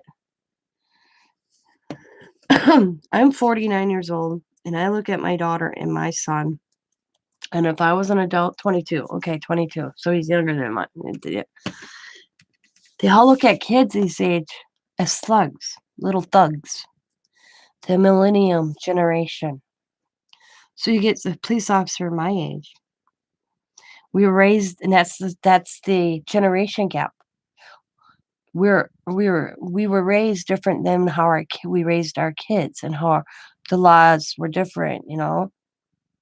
So then when an officer pulls over a 22-year-old, and not saying yours had they just seem to have this know-it-all attitude at 20. This generation. I see it in my son. I see it in my daughter, and I look back. When I got pulled over by a cop at 22, 24, 29 years old, I kind of got scared. What the hell did I do? Now they think they know the law.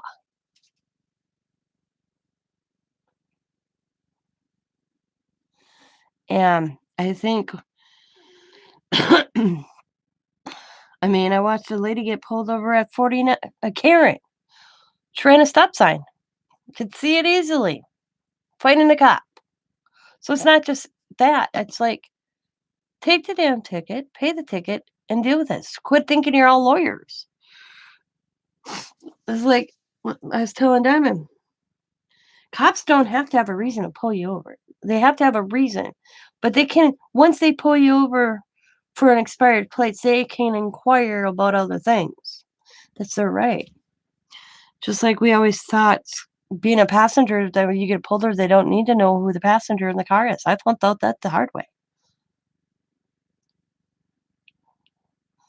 Certified mechanic, diesel engineer, been doing school and college for, yeah, yep. Yeah. It's come back, I think it comes back to respect. It works both ways. And also, some cops got attitudes, but everybody has an attitude disease. I swear to God, everybody has an attitude. It's not like it used to be. It's commonplace to have an attitude. She was female? Oh, power female. Yeah. I think female cops are the worst. I'm sorry, Amy.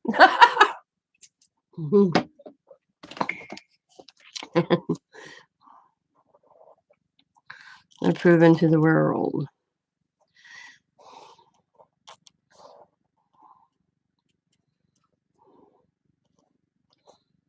I have a friend of Scott's. He's a black man. He was raised to disrespect cops, okay? Right? Cops hate black people. Cops hate black people. That's all he ever heard. He didn't raise his kids like that. And his son is a police officer. Go figure. Yep. He said, yeah, I was raised that you were raised to hate cops.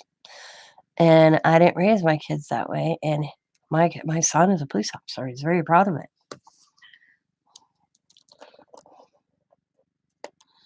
I think it all stems from how you are raised. Starts at home. My mom always used to say that.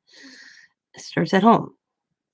But I also think today's police officers, when they pull somebody over, they get this gentleman. Yeah, he doesn't mind. Yeah, he doesn't. He's like Xavier. Xavier works and goes home, plays video games, goes to bed, gets up, goes to work, plays video games, goes to work. I really think that police officers are scared, and so is the person on the other side of society.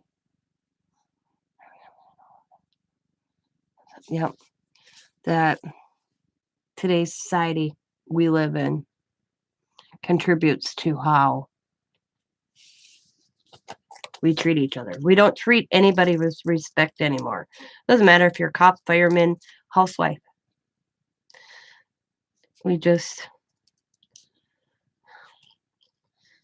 We're above the approach. Have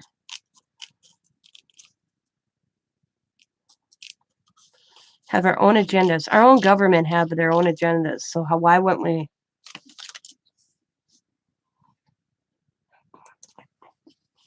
You know.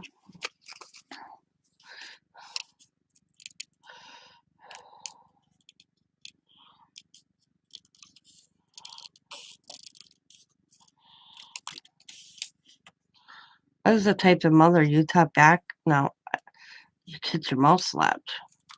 Nowadays, kids talk back to their parents. It's like, oh my God. Not saying my daughter's not doing a good job raising her kids, but some of the stuff that Coda comes out with. Whew! So Diamond, man. I don't see parenting. I told Diamond, you can't be your kids' friends. What? I said, yeah, entitled. Exactly. I told Diamond, I get Dakota's hyper and he's got certain things. But when he talks back to you and Sam at 7 years old, what is he going to be like at 17? You got to nail this in the butt now.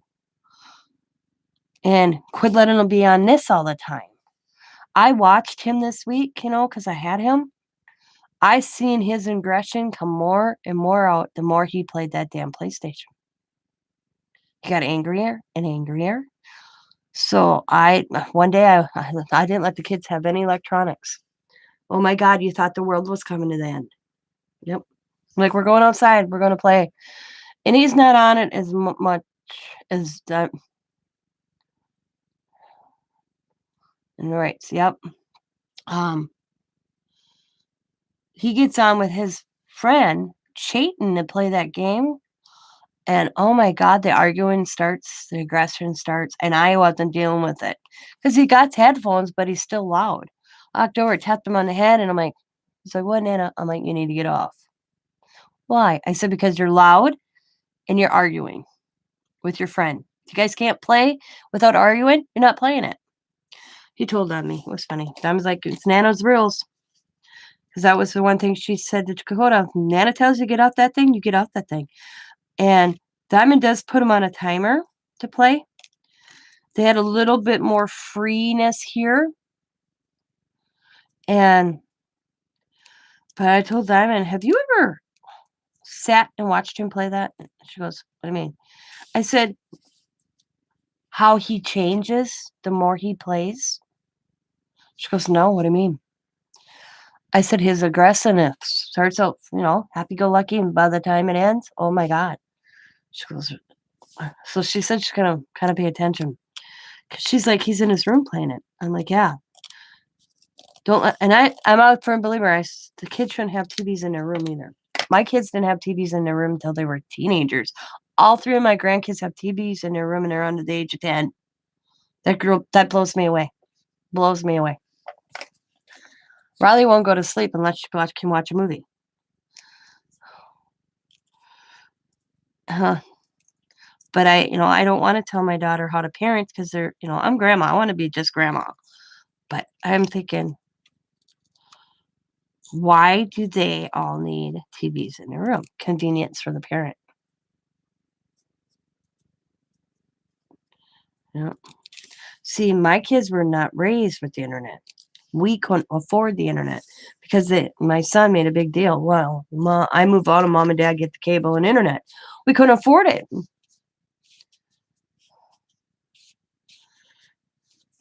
Because they was like, man, I move on, you get internet and cable. Well, first of all, one less mouth to feed, one less responsibility. Plus our house payment was higher. It was feed you kids, pay house and utilities. We didn't have that extra. Now we do. So we got the enjoyment of the internet. We don't have cable no more though. I got Scott cable for the longest time, and he was half the shows he'd record. So now he buys them. I think what it cost us $30 for Discovery Channel.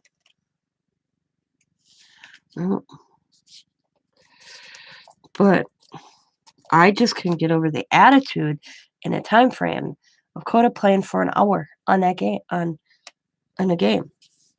So yeah. I didn't have those luxuries growing up, and neither do my kids. Now, my grandkids, they do. They each have their own game system. I did have a game system, but I bet you Xavier was 12 or 13 before we bought an Xbox or PlayStation, one of them. He was in his teens. We had Scott's old Atari because it was up at the cottage, and Xavier asked Scott's mom if he could bring the Atari home. Yep. And then one year, me and Scott bought a PlayStation. I don't remember, one of those gadgets for Christmas. But they didn't have it in their room. It was in the living room. And it was on my convenience when they played it. Not theirs. That's what Coda does all day. Go out and play. That's all I wanted to do here. Can I play? Can I play? Can I go out? Can I play? And I'm like, no, you are time. I did have, I gave him more time once in a while because I just needed a break. But then I realized my break cost me later because he would be out there and I'd be like, Jesus. But when 2 days when they were here, the 2 days, I didn't let him play PlayStation. Yeah, he has the PlayStation. I didn't let him play PlayStation at all. He could watch his favorite YouTuber, which is fine, but he couldn't play PlayStation.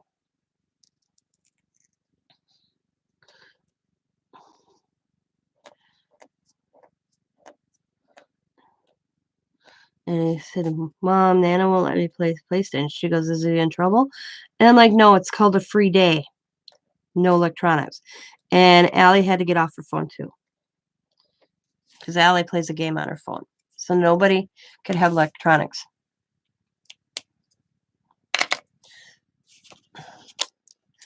So they had a free electronic day. And I asked them, Did it hurt you? They're like, No. And I'm like, They actually did some crafts with me. We watched a movie together. We went outside. We played outside. We went for a walk. I said, See? It didn't hurt you. Didn't kill you. I think the only thing that bugged me the most this whole week is Coda asking every hour for a snack. I told Diamond, I laughed because I did this. That's funny because I forgot the Diamond laughed. But this is what I did. What the heck? Who called me? Somebody called me.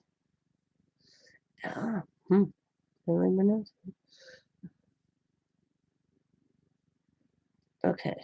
So, where's my pictures? So, the night before, I made I made signs. Let me turn this. So, come on. Come on. There's the kids. It's going to be hard. It says, Welcome home. Don't ever leave us again. Papa and Nana starve us. And that's all. When Diamond and Sam pulled up in the driveway, that's what they saw. But I laughed because I forgot the V in starve. So at least it was in that one was Riley. And they laughed. Sam and Diamond laughed their asses off when they pulled in the driveway. Because I messaged Diamond, let me know when you're in Lombardi. She goes, we're on Ashton. So I hurried up, got the kids' shoes on, gave them their signs, and threw them in the driveway. They were supposed to let me know when they got to Green Bay because Diamond sent me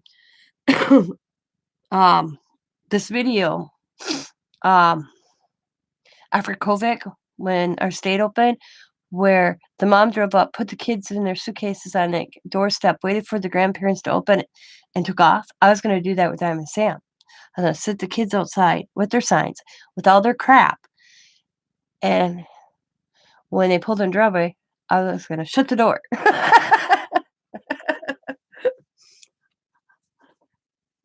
And then I laughed because they're pulling out the driveway, and me and Scott are talking. And I'm sitting looking out the window, watching them leave, waving, and all of a sudden they pull totally out, and then all of a sudden Sam reverses and pull it back up. And I run the door and I slam the door. Allie comes to the door and I answer the door. I'm like, yes. She goes, I forgot my books. I'm like, no, they're packed in one of the baskets. Get the hell out of my house. I said, they're packed in one of your baskets. Now you can leave. Goodbye. She's like, Nana. I'm like, I got rid of you. What are you doing back? I forgot my books. No, your books are packed. I know they're packed. I made sure everything was packed. So, goodbye. But Coda did forget. We forgot one thing. The 5-packer for his. Diamond calls me. I think the 5-packer's there. And I looked. And I'm like, yep. Oh, the poor boy has no games tonight.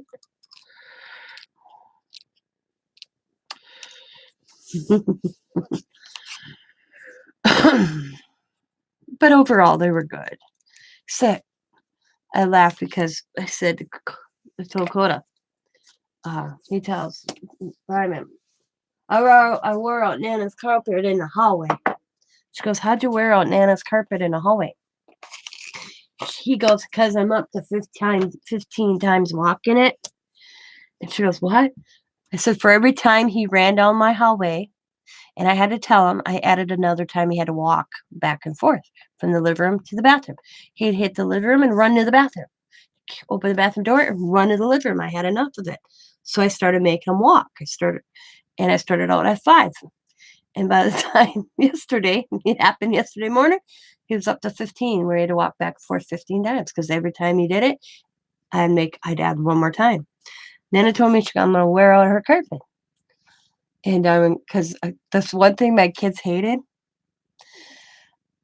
is when they slammed the door, I'd make them open the door, shut the door, open the door, shut the door, open the door, shut the door. Diamond hated that. Both my kids hated that I made them do that. Well, Koda's was I had to walk back and forth in the hallway.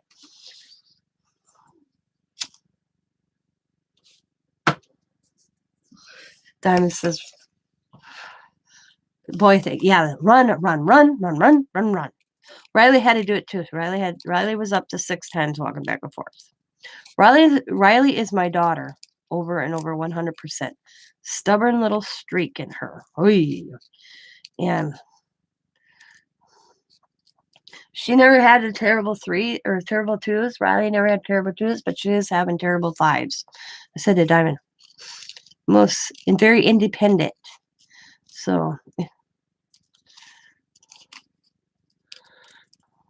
but she did my nails and then told me I owed her $1.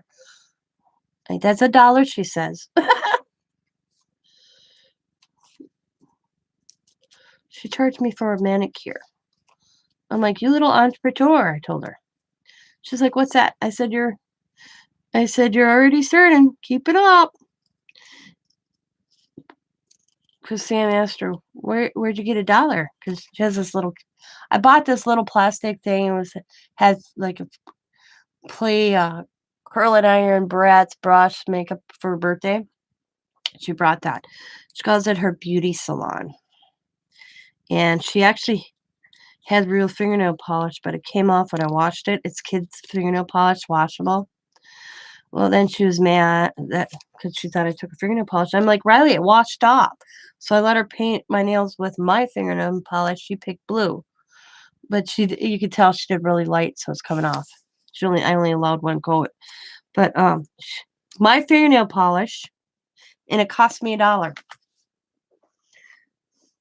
because they were leaving in her little makeup or her beauty salon kit came open. Sam's like, where'd you get $1? I charged Nana for doing her nails. Sam busted all laughing. I'm like, yeah, my fingernail polish, but it cost me $1. I said, yeah. She brushed my hair every day. She didn't charge me $1 for that because she wanted to do it. Her time with money, yep. She's so damn cute, though. Scott goes, to charge you $1 to brush your hair? I said, no, because she asked if she could brush my hair. I didn't ask. She wanted to do my nails. I said, yeah. Don't give her no ideas. I'm on $1.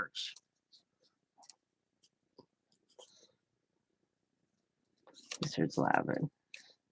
She wanted to paint Papa's nails, but he said no. I'm like, oh, come on, Papa.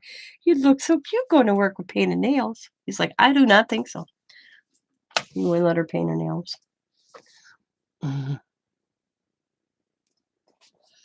Yeah, her time is money. I'm like, oh, come on, honey. Let her paint your fingernails. He wouldn't cave. He's like, no. He wasn't painting a nail. He wasn't letting Riley paint his fingernails.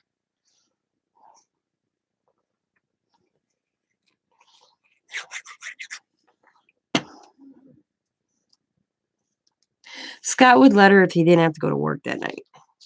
He told her she could paint his toes, and she didn't want to paint his toes. He's like, she can paint my toes, but she ain't painting my fingernails. Plus, Scott, they can't have fingernail polish on at work either. So, because I told Scott, I said, you'd be the awesome grandma. Or grandpa. Somebody asks you why you have bright yellow neon fingernails. You can say, well, my granddaughter was over painting my nails. You'd be the cool grandpa. I think he would have been. He said he came home. Dang, was it from work? Walked in by me, and I'm like, I'm getting up, honey. And he's like, rough night. I said, I feel like I went out and drank, and I'm hungover. That's what I told him. He let me sleep in.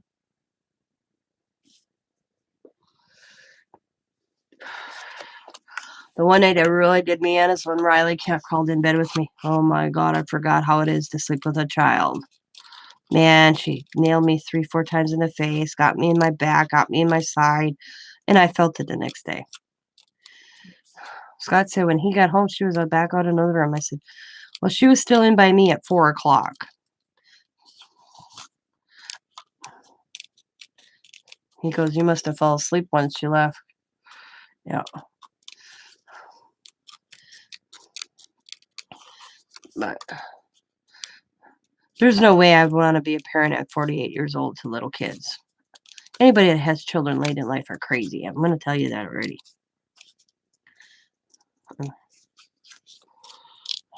Especially young. I don't know how people do that. Have another family. Like, I'm 49 years old. There's be hell no. I would want to be a parent again and start, well, I couldn't anyways, but I know there's some people that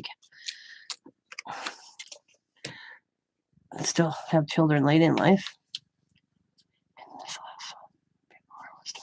Mm-hmm.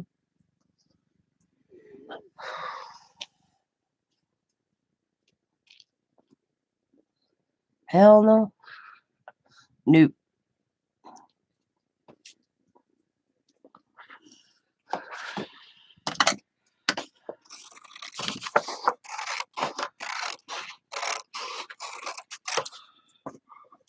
Nope. There's no way. I couldn't, my body couldn't take this steady.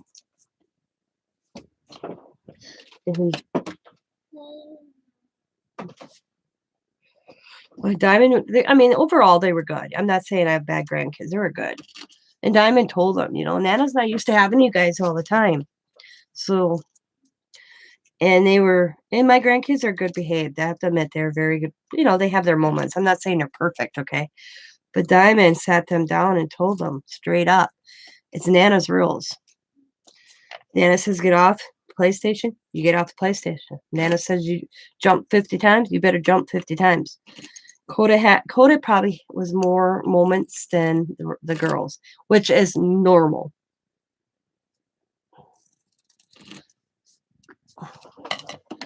My granddaughter is a stick tight.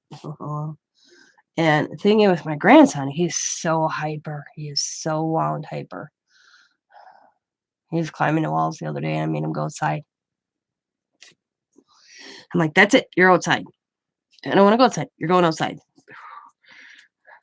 And then I'm like, I needed that half an hour of him just being outside by himself. And I laughed because I put rocks. This is my yard. I put rocks on each corner with a piece of wood on top. And I said, you see this square? See these rocks? You do not go out this little area by the swing set. And he'd go, okay. He came in. We have a little barn. It's over here. Swing set barn. Just a little barn. The rocks were like here. He came in and he's like, Nana? I'm like, what? She's a good girl. That's good. And I said, he came in and goes, Nana? And I'm like, what? He goes, can I take the ball and roll it on top of the barn? Because it's like a little barn shed like you buy at Home Depot. And I'm like, what do you mean? And I didn't understand what he wanted. I go, show me, and I'll stand in the bathroom window. He'd roll the ball up on the barn and let it roll back, and he'd catch it. And he's like, I wish I had my soccer net. I'm like, I'll make you a soccer net. So I took my swing. He thought it was cool. I have one of those outdoor swings. I took the swing off and I put it on the ground so that my swing was his soccer net. And he played, I bet you 3.5 hours outside by himself, kicking the ball into that thing because he loves soccer. Jesus help me. Forgot my man's Lord. Jesus help me. See, Coda's not medicated and Diamond's not medicated. She took my advice. You just have to find that outlet for him. That. Yep, I am sitting back, relaxing. I looked at Scott. I have dishes on my counter, and I looked at Scott last night. I'm like, I'll do them tomorrow. Scott's like, they're not many. And I said, I am taking Wednesday off. I ain't doing shit. I want to chill, relax, get my gusto back, and just, dude. It's like I looked at Scott. They were gone by probably. They had to be gone by 3 o'clock because I remember started watching the. I came in and sat down, and they said the verdict was in, and I sat here waiting for it to come on. So they were here by noon because I was just gonna start lunch. I told them I said I was just gonna start lunch. Time's like, don't worry about it. I'll grab Happy Meals for them on the way home. I'm like, oh, cool, awesome. And they left, and I watched the outcome of the verdict. Watched what happened in Minneapolis. Reaction. Made Scott and I dinner, and I was in bed by 8 o'clock. And then I woke up, of course, at 1 o'clock. But now I'll probably be up for probably another hour and a half, and I'll go lay back down for a while. But I do have a backache. I don't know why I don't have a backache, but I have a backache. Probably from bending over cleaning the slimy tub because I forgot. Because I spray this stuff in my tub every time. Jesus. Yeah, see, the thing is, the difference from my son to my grandson is my son had an AD. His attention deficit disorder. He didn't have the hyper. Coda has the ADHD. And Diamond, I didn't want to medicate my child. So Diamond's not medicating Coda either. Except I told him we had to find his outlet. And his outlet to let his energy is soccer. He loves soccer. And she forgot to bring his soccer ball in and his net. And my ball, and I said to Scott, and Scott forgot. He was supposed to stop after work and buy me just a kickball. So my kickball was flat. We discovered that I got a hole in it. But Coda played with it either. And then once I made that homemade with my swing and like kind of made him a soccer thing, he was outside 90% of the time after that. He'd be like, Nana, can I go play soccer? And I'd be like, yep. And Scott goes, why is your swing down? Scott noticed it. He's like, why is your swing down? I'm like, oh, I let Coda use it as a practicing soccer kicks in it. I was like, creative. And I'm like, hey, it worked. So I told Diamond, because I bought Coda. I didn't know that Diamond and Sam were getting him a soccer net. I bought him a soccer net too, so he's got two. Diamond's like, I'm going to just bring one back in town and let it stay here and bring him a soccer ball. Because you go outside with Coda, he'll play soccer all day long. They were hyper and angry. Yeah, he's got he's short-tempered. Very short-tempered. Hey, yep. He's getting better because he doesn't, it's like he doesn't know how to express himself, so he gets angry real quick. But I've noticed it's gotten better. And he's such a kind-hearted little spirit. He's very lovey-dovey. He's very lovey-dovey. But the hyperness. And he's always doing dancing. He's got this dance. He's always, no matter, we could be eating and all of a sudden he does this little dance move with his hands. It's constant.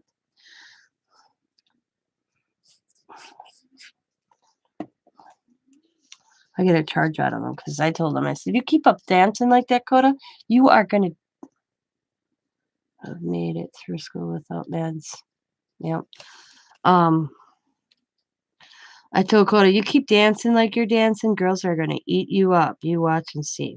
And he's like, why? I said, girls like men that dance. Really, Nana? I'm like, yep.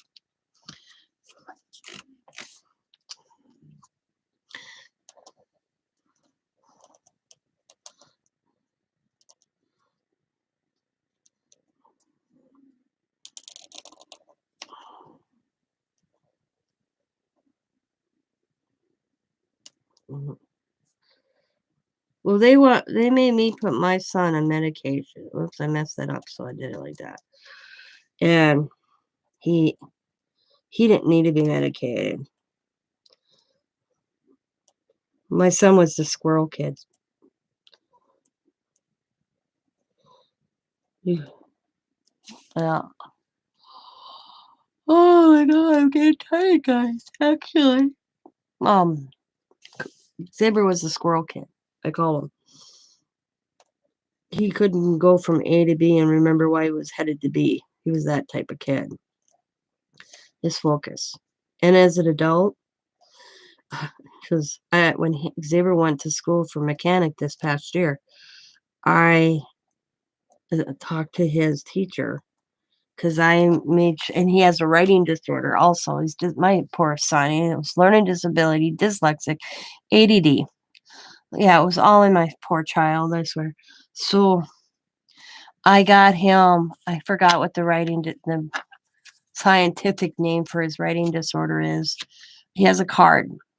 And I said, when you filled out your application, when you did all your paperwork, did you put that card in?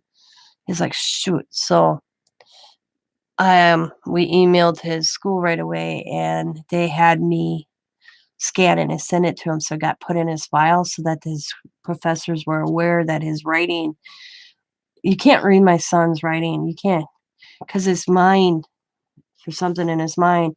His letters are backwards. Some are cursive. You can't read. My son's writing. He should have been a doctor because that's how it looks, scribbled.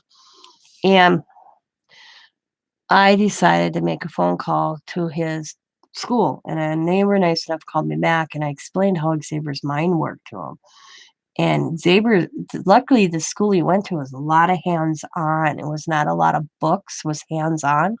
He said, and then the teacher called me back after Xavier got his diploma or his degree, whatever you call it.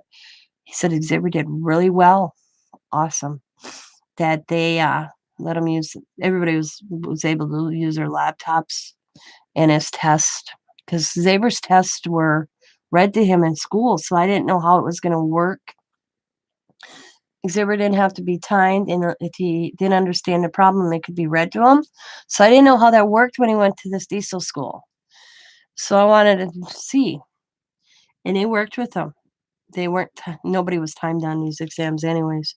And the professor says, well, a lot of our exams are here's a motor kind of thing, I guess.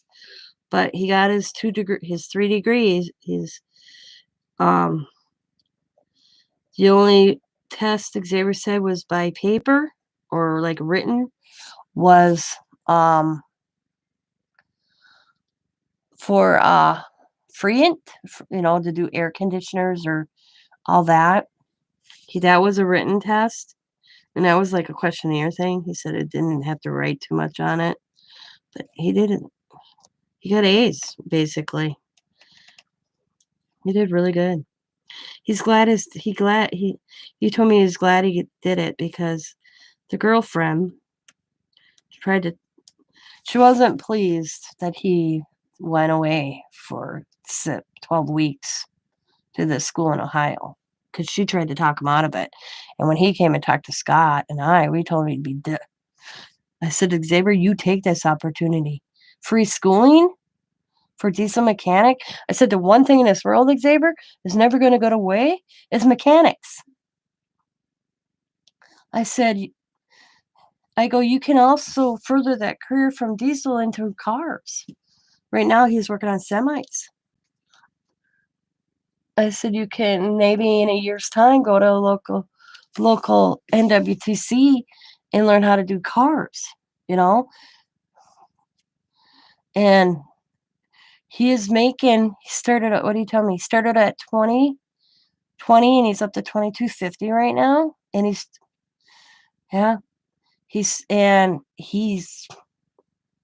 loves it. I ask him all the time because I laugh because I send my, yeah, I never see him because he says, Mom, he's getting so much overtime because I set him on a budget and I looked at his, I have access to all my son's bills because he's got a lot of medical bills because he had a girlfriend that every time he sneezed wrong, she'd make him run to the doctor. So we got him a loan and covered all those medical bills. And I'm on I'm the writer on that loan for his medical because we went down and got him a loan, but he needed an extra signature on it. Mama, but it comes automatically out of his check. So I can go in and look. It wasn't 4,000. It wasn't, it's only $4,000. I mean, $4,000.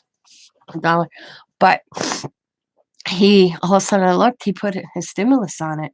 He didn't, I said, Xavier, you made a $1,000 payment. He says, yeah, I kept 400 and put the rest on the loan month. So now, to the fact he did that, because his loan payments, like, I think it was like $56 every 2 weeks. It wasn't that much. But to the fact that he put the $1,000 on this $4,000 loan, it brought it down. Mhm. And his next step is pay grandpa back, but his dad said he's not taking it because he helped pay for schooling for every grandchild except Xavier. I said, that's between you and grandpa. But Xavier wants to have a house in 5 years. That's his goal, to buy a house in 5 years. So I looked in his savings because I have access. I'm as nosy. And because he called me here, he didn't call. He called me. He's like, "Hey, mom, I made a payment. Just let you know. Love you." I'm like, "Okay." So I went and checked, and I said, "Xavier," I go, "You put it." He goes, "Yeah, I put my stimulus on the loan. I kept $400 just to play with. I forgot what he told me he bought, and he's been putting all his overtime in his savings."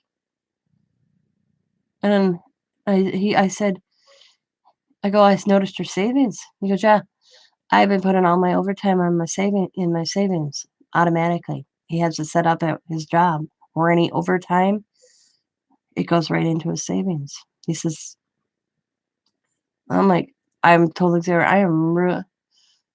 I said to him, I said, Xavier, I'm really proud of you. He goes, well, if I want to have a house in 5 years, that's his goal. He's 25. He wants to own a house by the time he's 30. He says, I want to put a good chunk on it because the thing is, he doesn't want to live in a city. He wants to kind of live out of Green Bay, but have a nice house with 2 acre, 3 acre land. So he says, I got to do it now. And see, when we went to the bank, we also went and sat down with a financial advisor, and he's pretty much following what that guy told him what to do because he's got this loan that will build his credit up. The next thing is he's got his car loan, he's got this loan, so he's building his credit up slowly. But I told Xavier, if you got $50, throw it on that $4,000 loan. It always looks better if you pay more than what you need to. Well, he got stimulus. Boom. So he said him and Chantel are going to take a little vacation this summer. I'm like, yeah, don't stop, I don't know. Yeah. He's got a good girlfriend this time. She keeps him in line. See, my son needed a woman that says no, yes, no. And you don't need that. But this whole bit about him going to school when he goes, Chantel doesn't want me to go. I'm like, you go.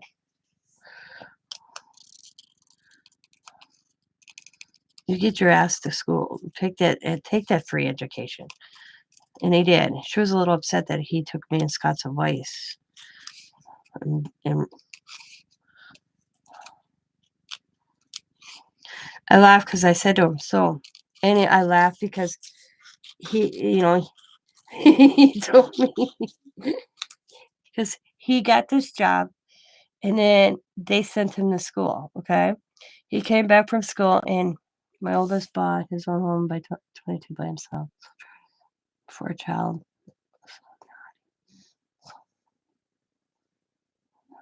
That's awesome. Yeah.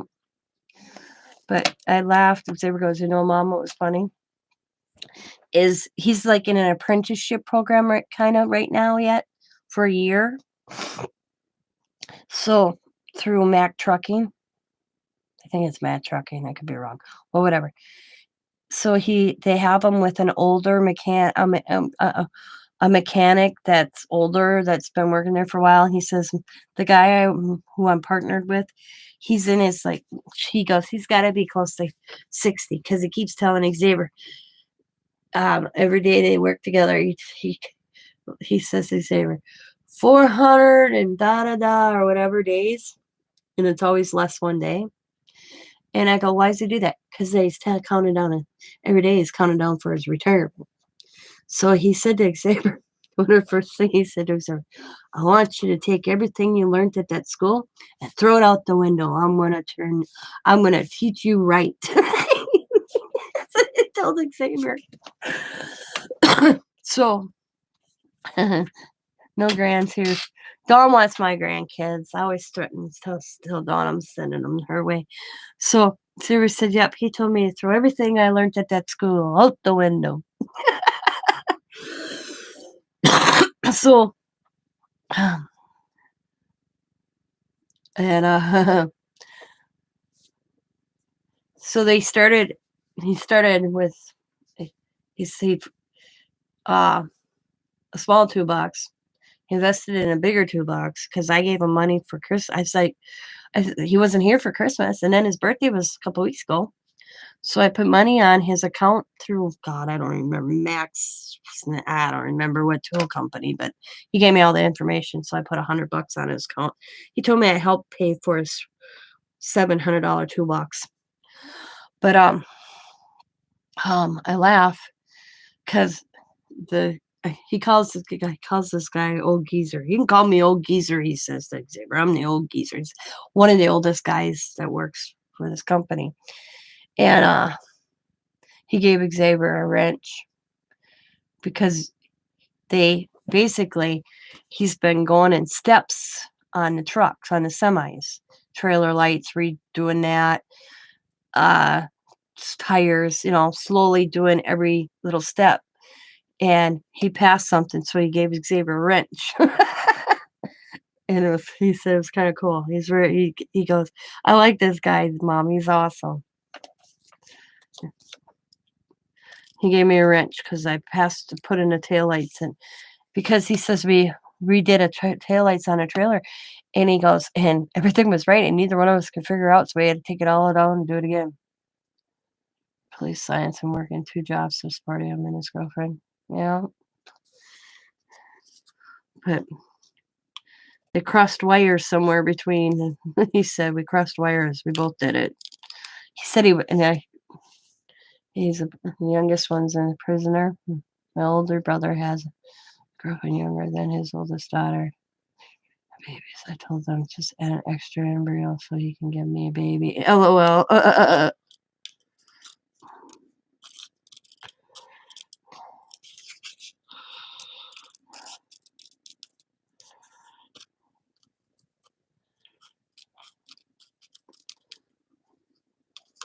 You'll get your grandchildren someday, Dawn.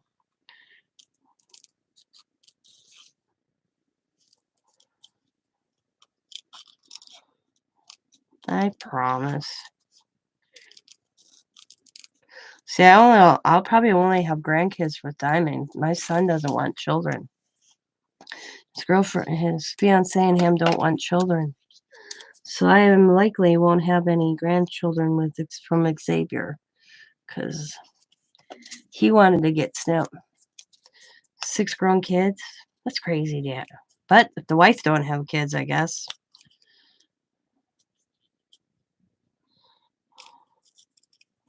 Yeah, because he wanted to go get snipped, and his doctor told him, talked him out of it. I told Xavier I'd wait. If you're 30 and you still don't want children, and you want to go get, after you guys are married, that may change. Right now, you guys are both so young. You're not married yet. She's not out of college yet. I don't blame you. Right now, the aspect of having kids is not the timing. That might change after you're out of school. She's out of school and you're married. You might want children. Why would you go through such a surgery? So, one ex-wife, one wife that passed away.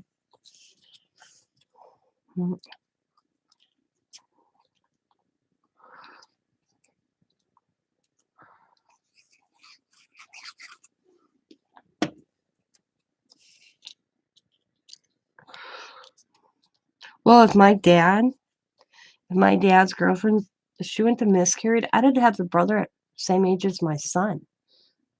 They would have practically been born on the same day. That would have been weird. Because when I told my dad I was pregnant with Xavier, he told me Lori was pregnant. And I'm like, oh, whoa. But Lori miscarried. But I would have had a brother the same age as my son. That'd have just been weird.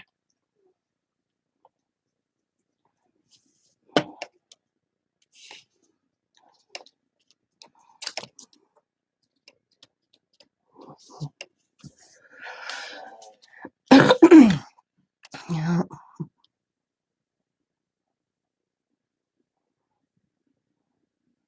Aw.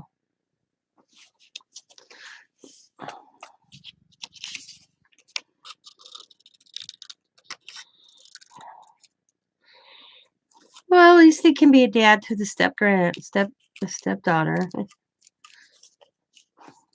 My husband raised my daughter. You never know that she was his stepdaughter. Scott's raised my daughter since she was 2 years old. Oh no, practically a year old actually. We started dating. He's daddy. Yeah. She's got more Scott's attitude than she's got mine, so you can't tell me it's all biological. Oh, what did my son's ears ringing? Because he just sent me something. Oh, oh, that's right. He went to court yesterday. Sorry.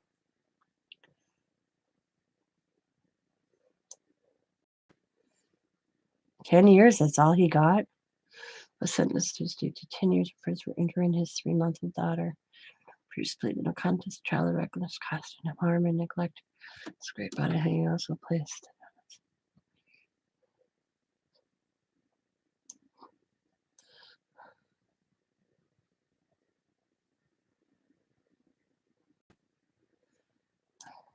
Yeah. And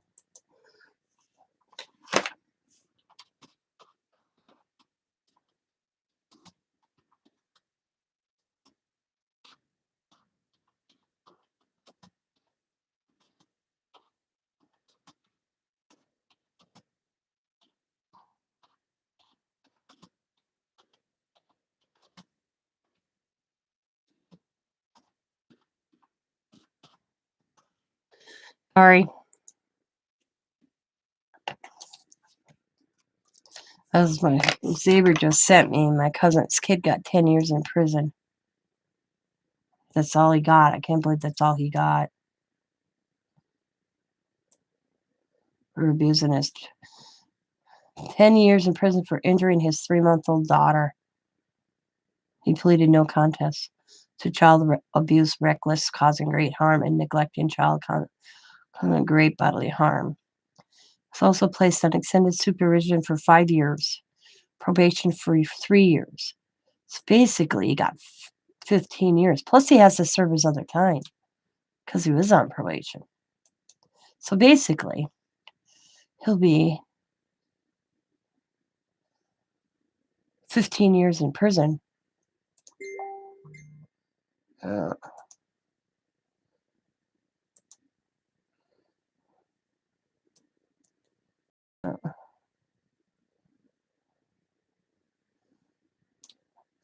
17 and a half years in prison. Yep. Yep. 17 and a half years in prison.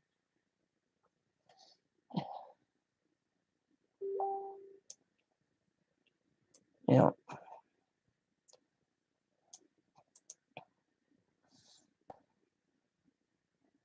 Yep. Dumbass kid. Dumb.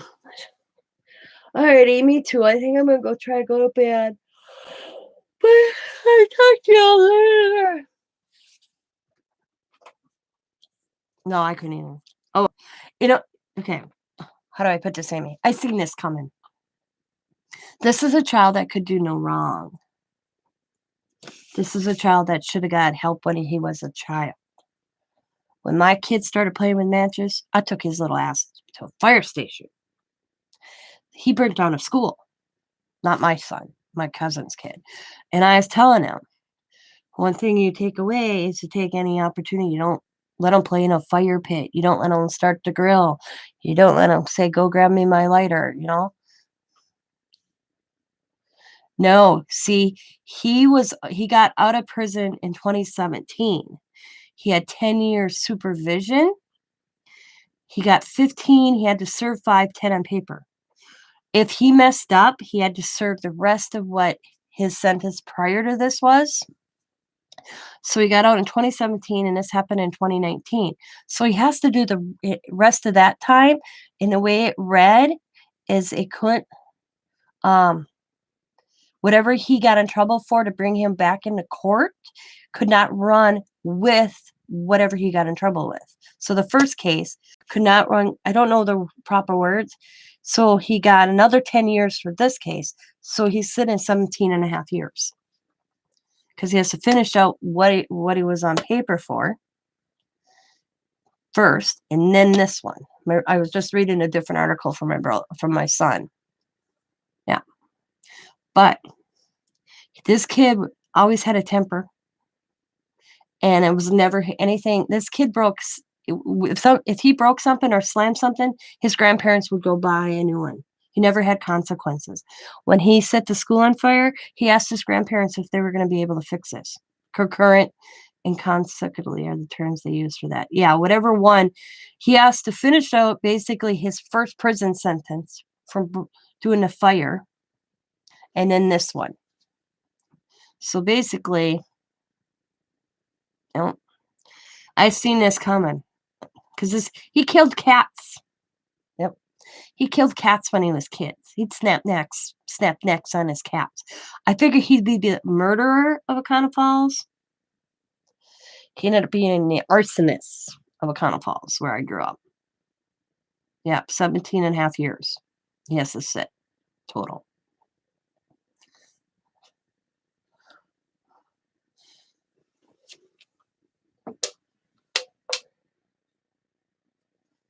Mm-hmm.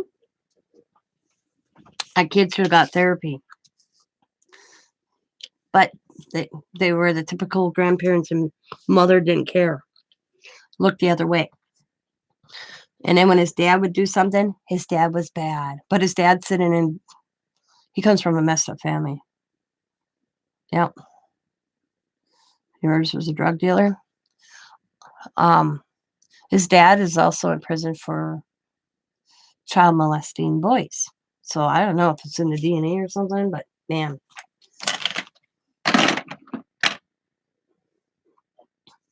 Drugs, I mean. Psycho. Yep. Psycho. Yep. I knew this kid was going to do something. And like I said, when he'd kill his sister's cats, and I thought, I'm like, Don, you need to take that kid to therapy. Well, he was petting it and it scratched him. I'm like, I don't care. Animals, you don't kill it because he got scratched by the cat that he killed the cat, Don. There's a problem there.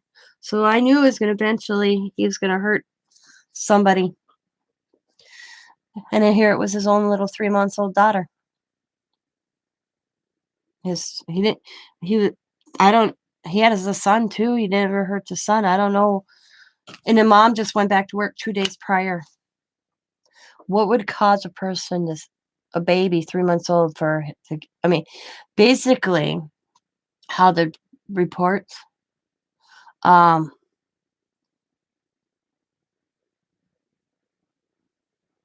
from your house. Oh, sad.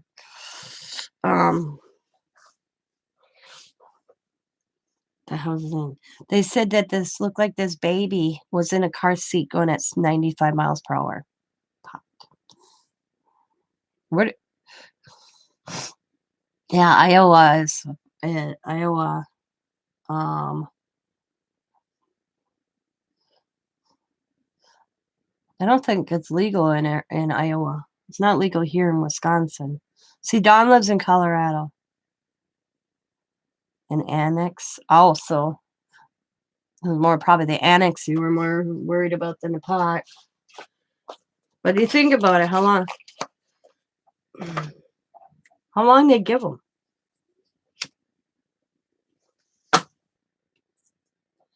Gangbanger.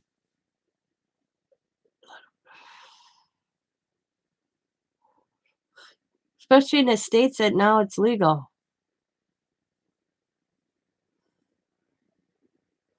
I don't understand that either, Don. Well, like here in Wisconsin, it's not legal. But in Colorado, if it's legal now, why are they still in the prison if they were dealing it? I don't get that. Yeah, I was watching a thing on PBS about that. It'll never get legalized here in Wisconsin.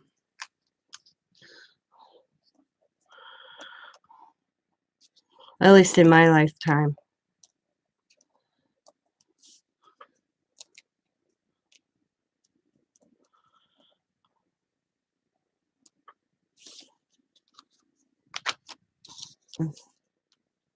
Yeah. Yeah.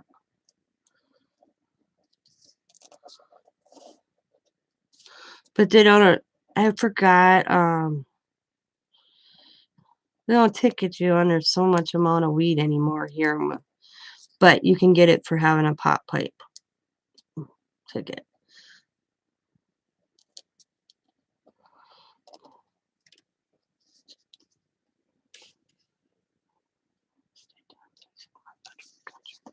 Oh, damn.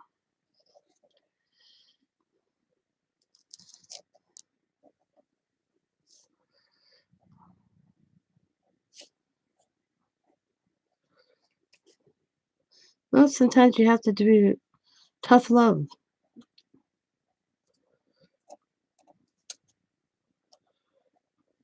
Tough love sucks.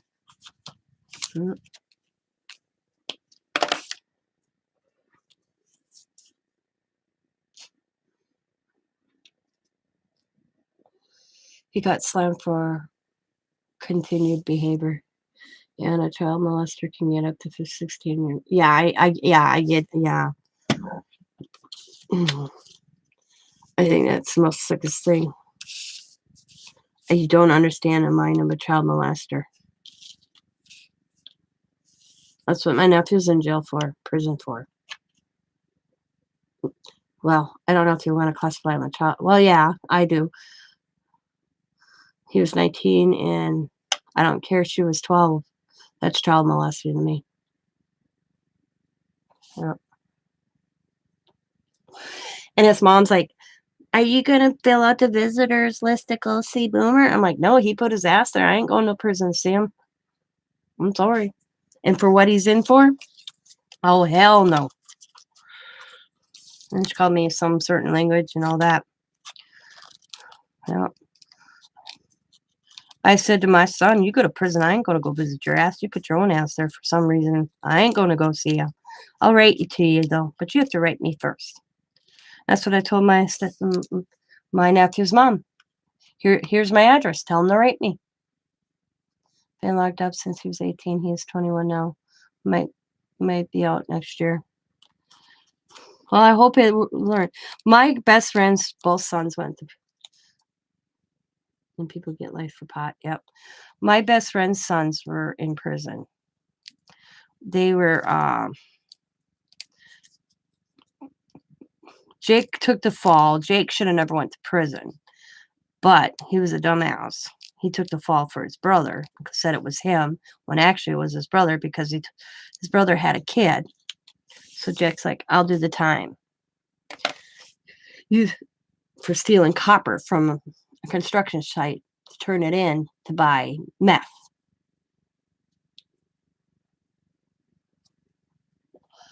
And so Jake didn't steal the copper, okay? His brother did, but Jake took it. They didn't think he'd get that much time. He ended up getting 5 years in prison. Ben, on the other hand, dumbass, has an opportunity because he was in the prison system, got out, and then made a baby. And now Jake says, "You don't need to go to prison. I'll take this for you." And so what's he do? Didn't straighten out. He's in prison again, dealing drugs, cocaine. And this is how stupid Ben is. I told Dana, your kids are, your Ben is so stupid. Selling cocaine. Bragging about all the money he's making on Facebook. Taking pictures of $100 bills laid out. Yeah. They watched him. They finally busted him. He got 15 years. Now, Jake, he got out. Did his probation term. Went and lived in Las Vegas with his sister for a while. Did great there. And actually is living in Michigan and going to college. And he's doing awesome. I said to Dana, because my girlfriend Dana, I think keeping a gun charge for his bro, like a real son. Yep. Yep. When I found out about my nephew, because he was in jail for theft, and all of a sudden he was supposed to get out, stealing stuff for crank. He was addicted to crank. And then when I found out he wasn't getting out of jail, and then she told me he wasn't getting out of jail, I'm like, well, why is he not getting out of jail? He had to serve like a year in jail. And all of a sudden he wasn't getting out, and she wouldn't tell me. So I looked up his case, and I'm like, oh my God. And nope, nope. I'm a survivor of sexual abuse. I will not, nope, won't, nope. I could not go down that path. I was sexually abused as a child. Nope. I can't tolerate it. And I won't. I never want to see him again in my entire life. I think I'd kill him. I'll be honest with you. I can, Yep.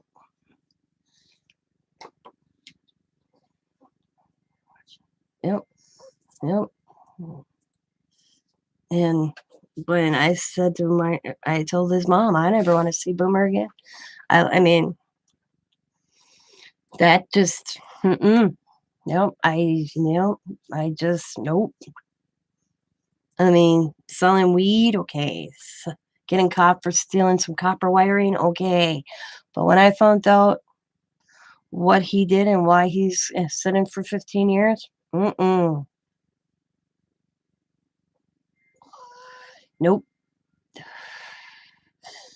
He'll be a repeat offender too. I know he will. No.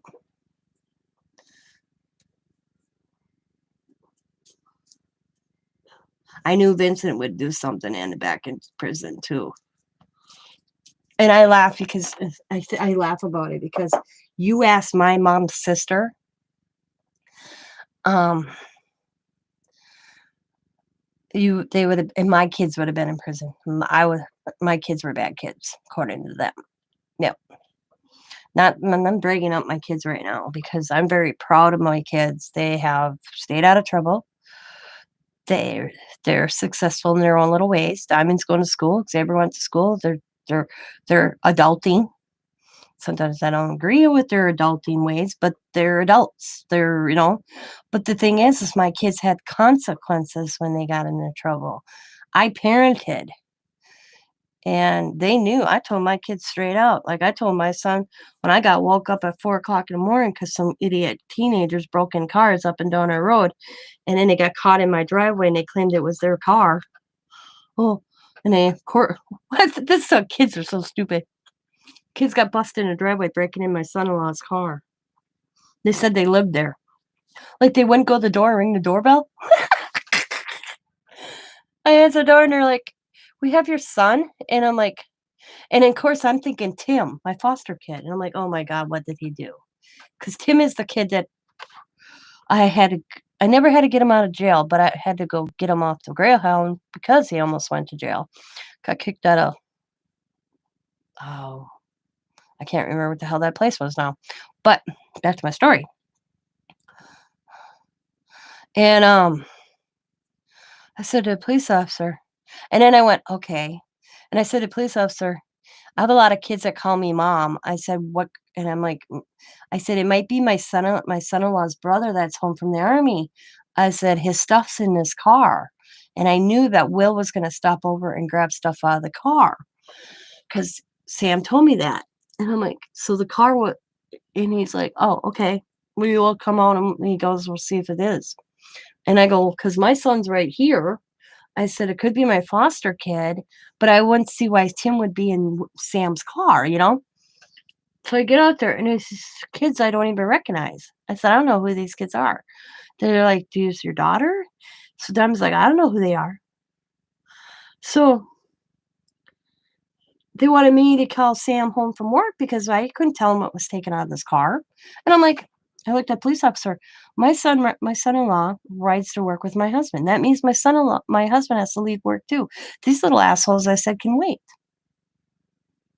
They're not losing hours, are they? I said, are you? I says, is the court's going to pay for their loss of wages?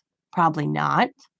That's paperwork bullshit. They'll be home about 5:30. So we sat there. I had to sit there. Parents had to sit there. And I laugh at the parents. The one dad was freaking pissed. Oh, was he pissed? The mom says, are you sure? My son wouldn't do this. It had to be these other boys only. Yeah. So as we're sitting there, they let the parents take the kids home. They all got ticketed in a court hearing with charges pending.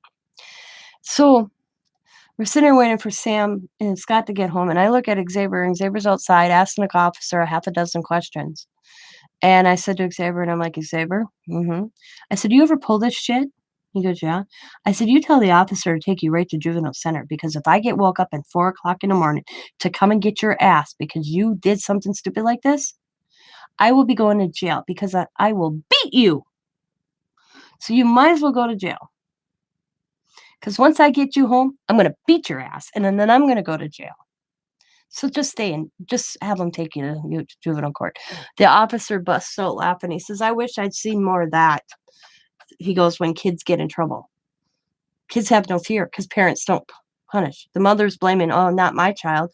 The other dad said, "I had enough," because I guess the other kid wasn't the first time his kid got in trouble, and his dad told him one more time, and he was doing something. But there's three of them. But the two other parents of the three were like, "Are you sure?" I mean, they hit every car. They got busted by the person delivering paper. But, well, you wake me up at 4 o'clock in the morning because you pull this shit, you tell them to take your ass to juvenile hall. They can call me in the morning because I ain't coming to get you, for one. Secondly, I would beat you.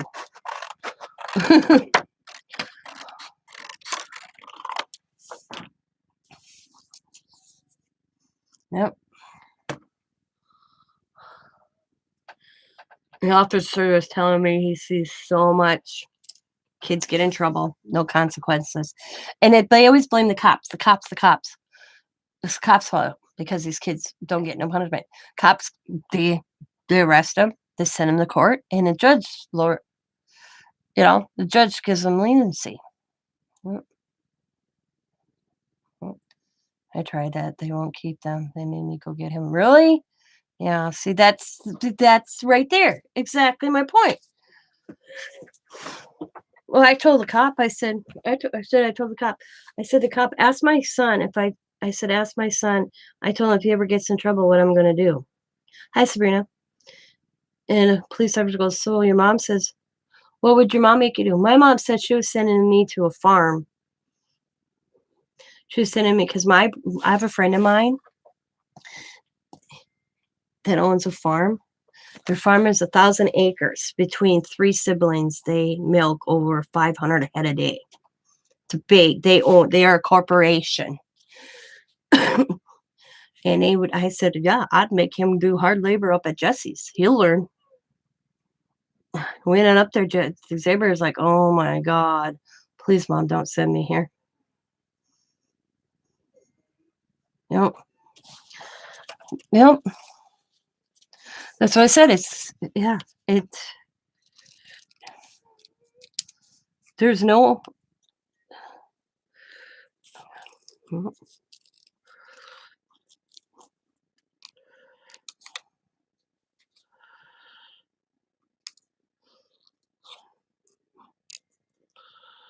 Make their asses go work on a boot camp.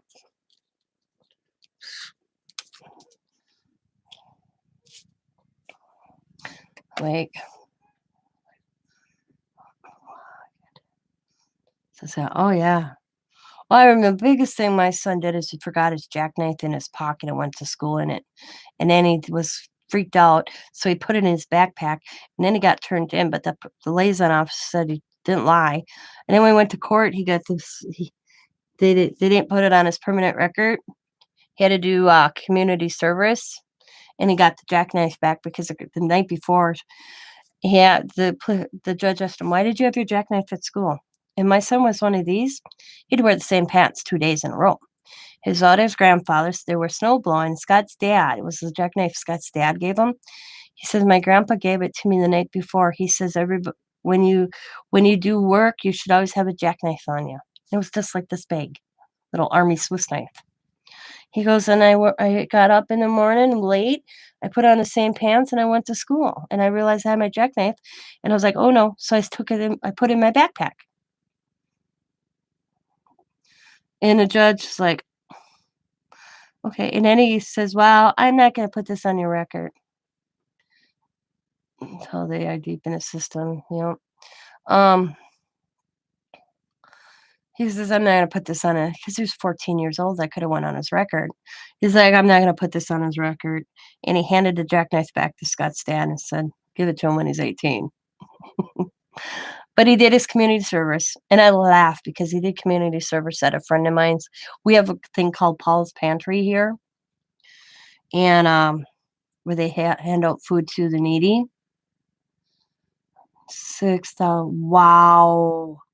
That, yeah, right there. They can't they make it so costly that parents can't afford it. Mm, mm. You know, Xavier said he was scared. Because Scott took him to court. Scott said he had that scared little doggy look. Yeah.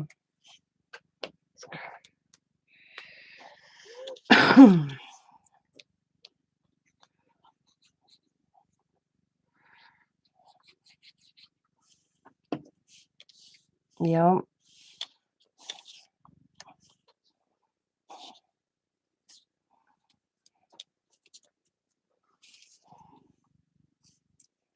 yep. And no insurance to cover it either. They have no anything like that to help cover. I see that in a lot. Yep, yep.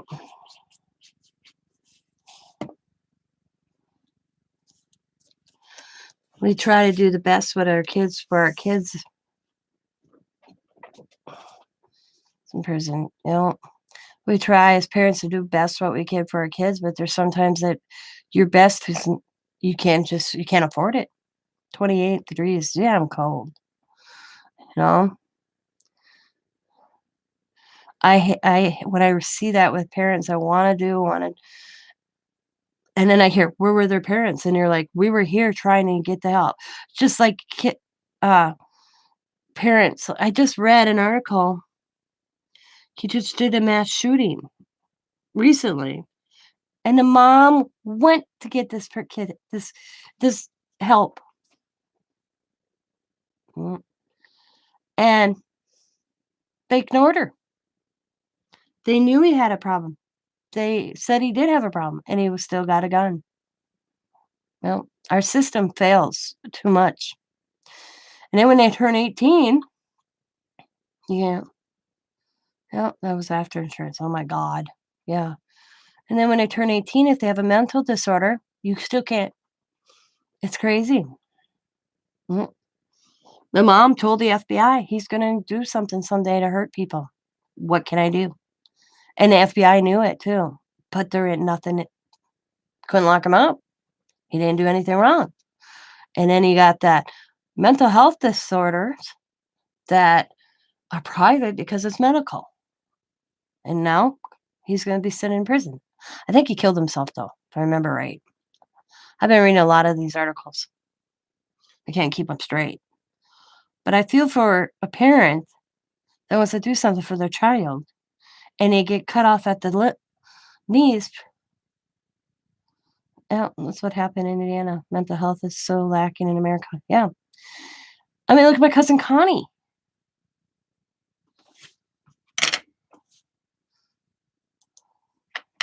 Oh, yeah, she's 40 some years old. And selling pot, yep. Um,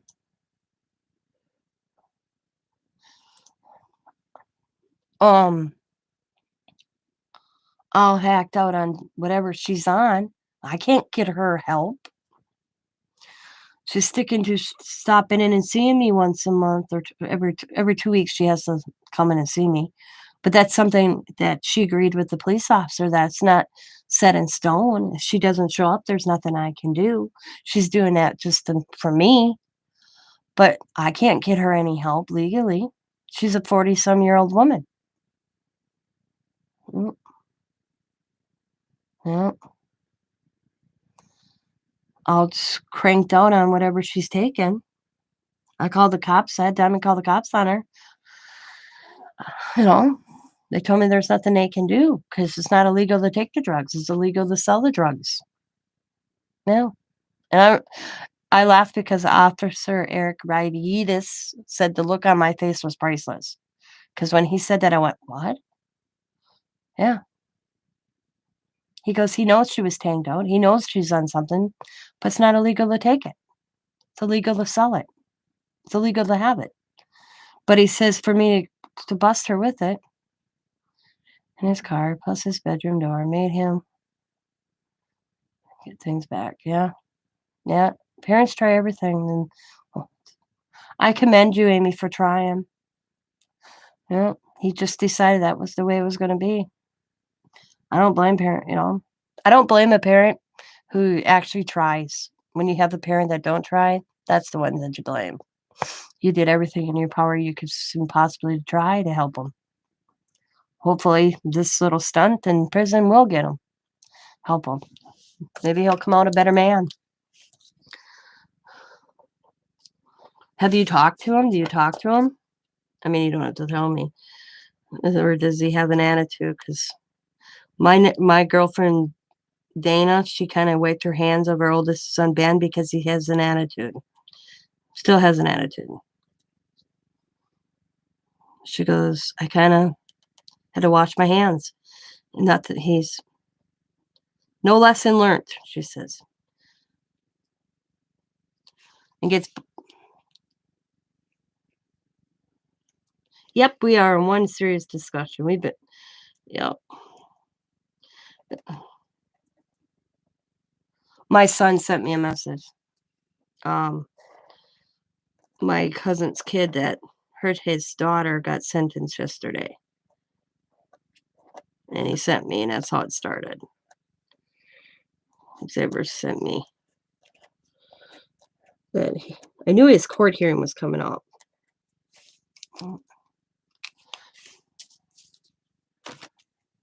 But, that's how we got on the subject.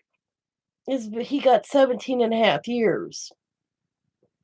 He has finished out his first sentence, his first crime, and then how it reads is he pled no contest, has to send, okay, here it is. Okay. He's 25 years old. That's crazy. He has to finish out his current sentence, 10 years, minus they subtracted the time that he sat because he got out in 2017. He had 10 years. So what was that? So he had like 4.5 years off his 10 years extended supervision. Yeah. 2019, 2018, 2019, 2020, 21. Yeah, 4 years off his extended 10 years. So take 4 off of 10. So he had 6 years left of his extended supervision from the first time around. And then he got 10 years on the current charge. and another 10 years extended supervision and 5 years. Yeah, yeah, that's what he got. 17 and a half years total he has to sit. Does that make sense? Did I say that right? No. He spent his 19th, 20th, 21st, and will see his 22nd birthday locked up. Missed a lot so far. Yeah. Mm. I'm talking smack.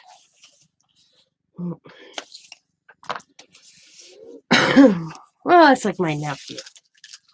I hope he rots. I'm sorry to say. I hope. I said to Diamond, I had Diamond figure out how old I was by the time my nephew got out of my prison. I'll be in my 60s. I'm okay with that. And like I said, I don't care if I ever see him again. I cannot tolerate a child molester. No. I mean, or a baby, like Vincent. I'll probably see my cousin Dawn got all mad at me because Xavier shared her Vincent's wife's family set up a GoFund page, and Xavier shared it, and she called me bitching, and I'm like, what's the big deal? Well, you shouldn't take everything you read in the paper. I'm like, he's being charged. Well, you don't know the whole story. I'm like, Dawn. She goes like, officers lie, and I'm like, yeah, they do, but this whole charge report wasn't wrote up by the police department. It was wrote up by the doctors in the children's center in Milwaukee. I agree. Snow is for December, not April. Hey, we got a little flickering of snow yesterday here. Diamond's like, man, I come back and there's snowflakes, Mom. Snowflakes. I'm like, yep. Hey, hi Jersey. I told Diamond my yesterday's post, I didn't share it, memory was 420, 12 feet of snow from I think it was 2018. None. You done? I'm done. Dawn's done. And then at the end of the soccer practice, I go, I missed it. I collapsed.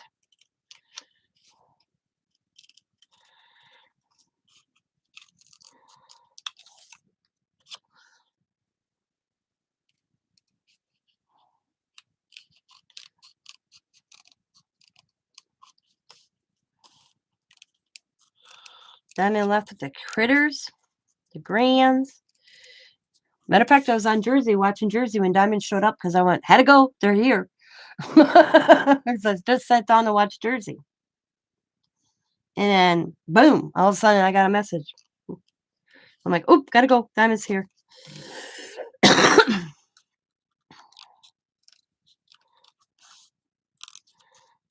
They brought me back a magnet and my Pearl Harbor book. I wanted a book about Pearl Harbor. Oh my God, what time is it? Oh, I said, calm down, dude. I started reading it, and I don't remember what I read, so I have to start all over. You can tell I was tired because I didn't process anything I was reading out of this book yesterday afternoon.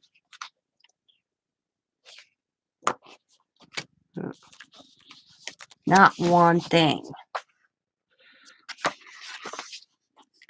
But they have to redo the wall with all the people's names on. I remember reading that.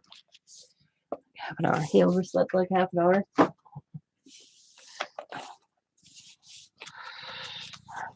I will be right back, ladies. I gotta go get me a soda. Oh, man, I hurt. Yeah, what?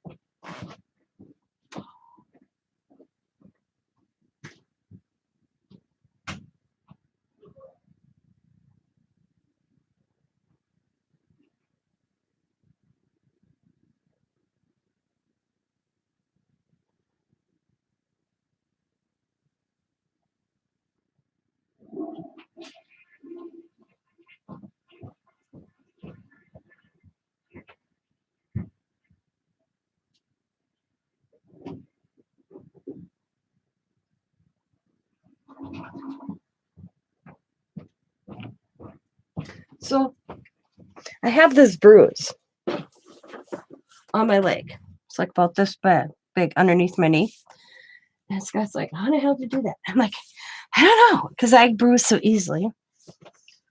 Oh, I have a Google Nest, so we just ran and say, hey, Google, in the kitchen we have Alexa, so when we sit around me is a little middle of the night. How did the flea market go for you? Second time. It's really good at a flea market. So I don't know how I got this bruise like this big underneath my knee. Like a day and a half ago, 2 days ago now. 3 days ago, something like that. And I said, Scott, I have no clue, because I'll hit myself and I bruise so easily. Well, then, like I'm walking through the living room.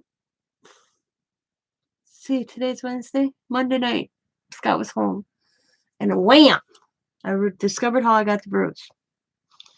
I have a coffee table that usually sits like this in my living room in front of my love seat. Well, with the kids here, we turned it this way. So we had more room between where Coda's TV and the chairs were set up. And I forgot it was turned and I hit it on a corner coming through.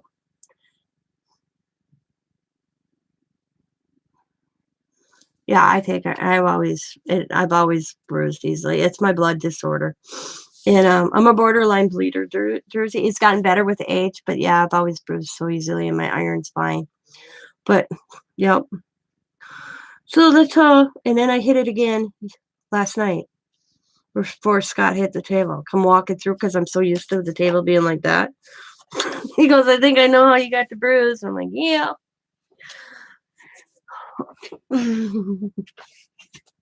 I bump into stuff. Well, having an eyesight when you're legally blind and one eye doesn't help either. Because anything this side, I don't see. My left side, I don't have sight in my left eye. What sight I have is like looking through one of those thingamajiggers you put your eye and you turn and makes all these funky colors. That's how I see out of my left eye. Yeah. Oh, I can't give blood. I could never give blood. So, but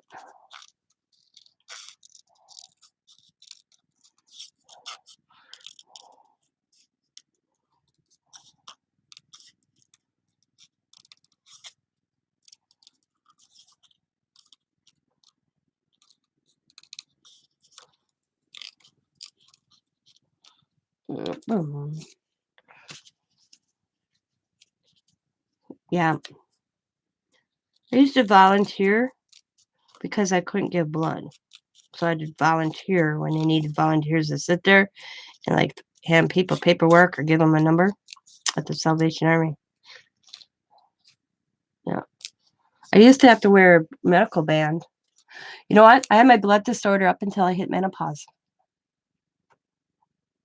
When I went through menopause, my last blood test, because I used to have to go in every 2 months, monthly, then I went to 3 months, and then I went to 6 months, then it was yearly, and now it's been I only go once a year now, ever since I hit menopause. So I've kind of outgrown it, but they still have me listed as a blood disorder just because my blood doesn't coagulate, whatever, if I get cut. So just I don't need it. I used to have to take medication for it. I don't have to take the medication for it anymore. But they still had me down as borderline bleeder just in case I get in a car accident.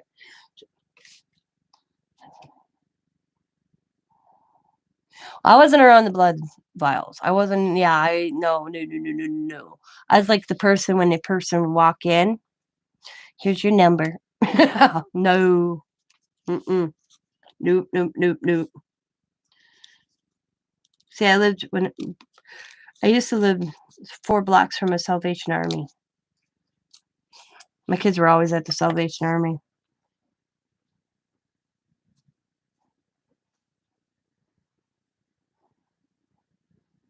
Yeah. My whole body went through this whole change. My blood work came better because like I said, I used to have to go for shots when I was a kid for it. I laughed because it'd be right or left cheek when I was a kid because it was like twice a week. I had to wear a medical bracelet. I remember telling my mom when I was a teenager I was thinking about getting it tattooed instead of wearing this stupid bracelet. I hated it. Or I wore a dog tag that had it. And all of a sudden my test, because I'd have to go for tests to have my blood drawn and check it and all that. It used to be like every other month. Then it went to, 3 months, 6 months to a year. And now I go yearly just to keep it up. But I just went for it not long ago. That's when they thought I was having a thyroid problem because, well, it didn't help that I forgot I wasn't supposed to eat. This is, you get up in the morning, I'm like, oh, I'm gonna have a piece of toast with some strawberry jam on. Yeah, I really screwed up my blood test, so I had to go back. But the second time I went back in March, I do it in March, bro, because I always make all my appointments around my birthday. And it came funky, and the doctor's like, we need to see you again. And I'm like, okay. Plus, I made an afternoon appointment instead of a morning. They didn't have a morning. I usually do mornings. I did afternoon, and I got hungry, so I had a piece of toast. And not thinking, I put strawberry jam on it. If I'd have just had toast and butter, I'd have been fine. But I'm stable with these new tablets. Yeah.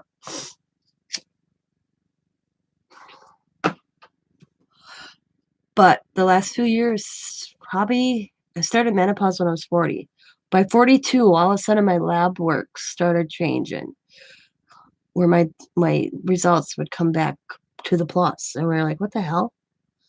So and they think it's because I was going through menopause. Well, now I'm fully out of menopause. You're never fully out of menopause, but your body kind of just mellows out. Is how my doctor, it levels out. And I'm at the point where I'm leveled out, according to my blood test. I'm not premenopausal anymore, I guess. But that's when we noticed this blood change. My blood tests were coming out better. My iron was up. My blood cells were good. So I'm so grateful. I told Diamond I told Diamond the other day, she's like, oh, I'm so crampy. I'm like, I feel like a 10-year-old child right now. I go to her and she's like, what? I feel like that child before I became a woman. Life is nice. Go through the hell for a few years with hot flashes, and then when it levels out, it's like, woohoo!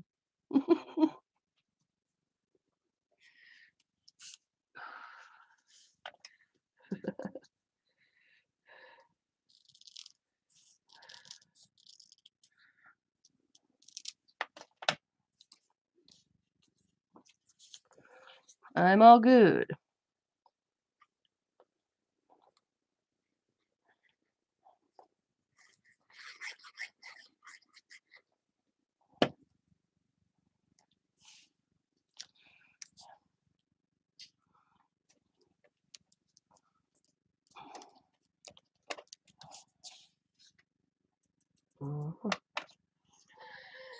Oh, what am I going to do today, ladies? It's a free day for me, just to chill.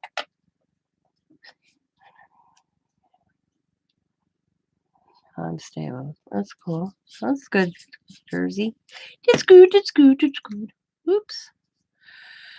So, what do I want to do later today?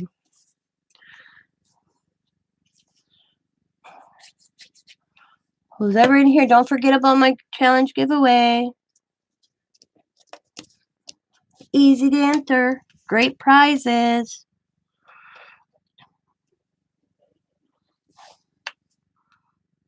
Yeah. All I need is a memory dex card from you. Or an ATC or an index card with all your information decorated how you want it. That's all I'm asking for.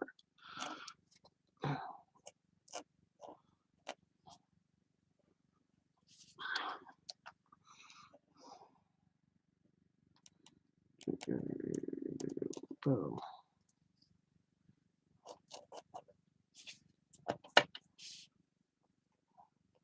Alrighty, Jersey. I will put it up for you. I am having a challenge giveaway right now. I will put the video in the link so you can go watch it after. It's really easy. All I'm asking is for a memory dex card, or an ATC card, or an index card decorated. It's my 2K challenge giveaway. And I did it this way because of awesome prizes, man. Boom, paste, there, and then here is the link. Copy, boom, boom, and boom. There it is. There's the link. Boom.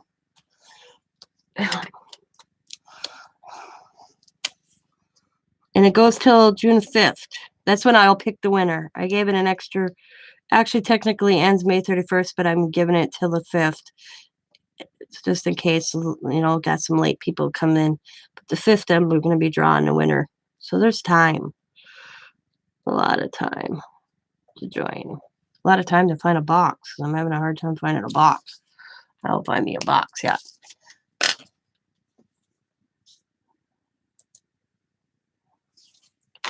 You might want this prize, girl. It's really a mixed media giveaway, actually.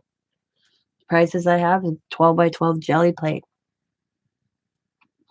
Some paint, some rollers, some markers, some paper, some sprays, for some acrylic paint in the tubes and then in a palette. Everything that I showed it. Basically, my giveaway is Hobby Lobby clearance items I picked up. So if you watched any of my Hobby Lobby, yeah, I'm going to end up making myself. Scott says he's going to bring me a box home from work because it's a 12 by 12 I can't find for that jelly plate. Yep. I was going to get, I thought, what a good opportunity. I instead of spending I got clearance items and could give more for a prize. Yep.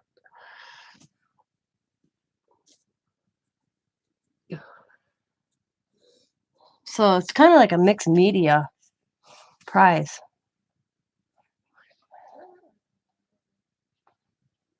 Yeah, it didn't fit.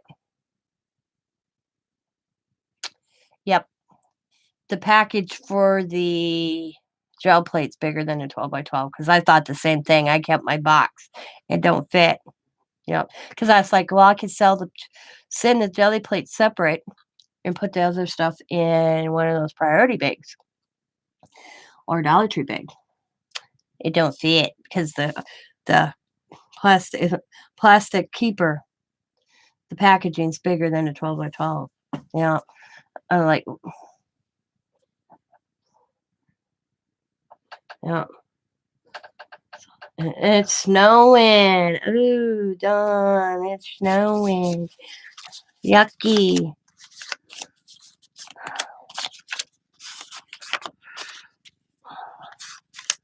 Gonna get snow. Poor Dawn. She can't. Winter won't go away. My Dawn.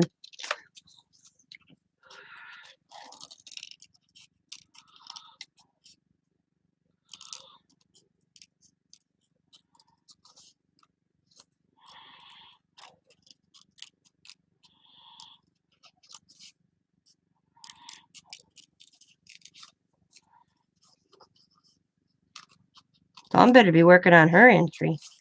Come on, girl. Get that entry to me. And I'll hold you to it.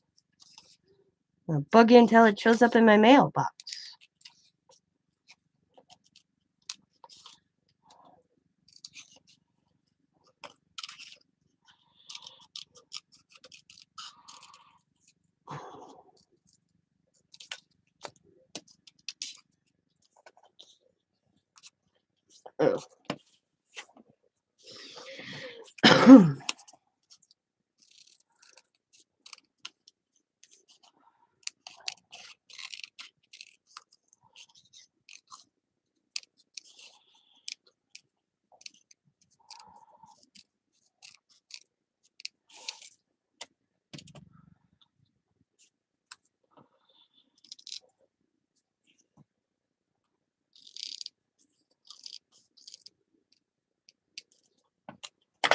Let the dogs out. Woof, woof. Let the dogs out. Woof, woof. Do your dogs freak out when they see snow? Like, I ain't going out there. Ain't happening. I had a dog that wouldn't go out to go potty when it snowed. It was crazy. I'm like, get your butt outside. She'd do her duty, then she'd run back in all timid. I'm like, you're a country dog. You ain't no city dog. Quit acting like a city dog.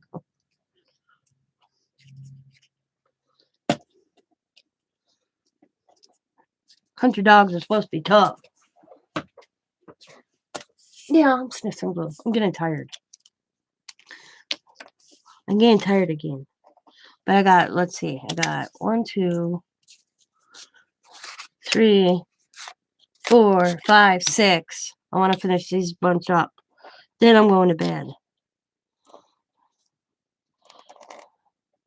Going back to bed. Then Jersey can come on and entertain y'all. You know, Jersey's very entertaining. You ever need to lift me up? Check to see if Jersey's on, because you could be having the worst day. You just turn Jersey on, and she's just so bubbly. The Chug is okay with it. She's so hyper that she makes you want to be hyper and happy and go lucky. Or is Jersey still? But is she back? I gotta show her something. I'm sending her. So, Jersey, you still back? Are you back? Did you leave?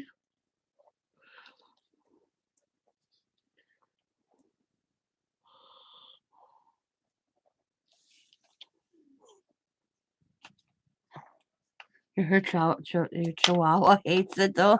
He probably falls in a snowflake and can't be rescued. He's a chihuahua.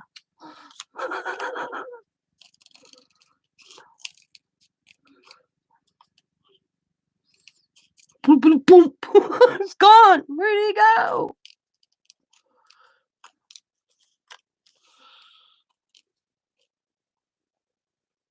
Yeah. He could be litter box trained.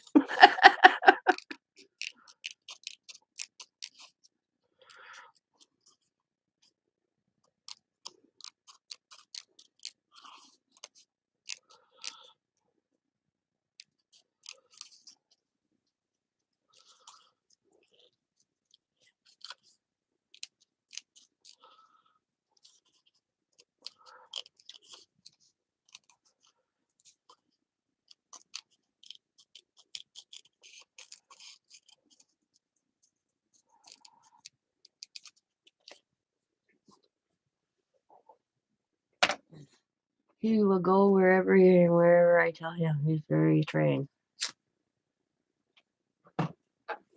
That's good.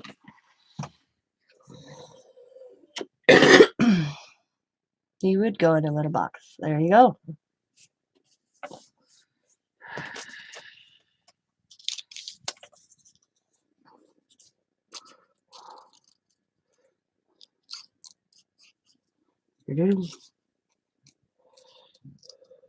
What the hell is my neighbor doing already? Jesus, it's not even 6 o'clock in the damn morning. Making racket already.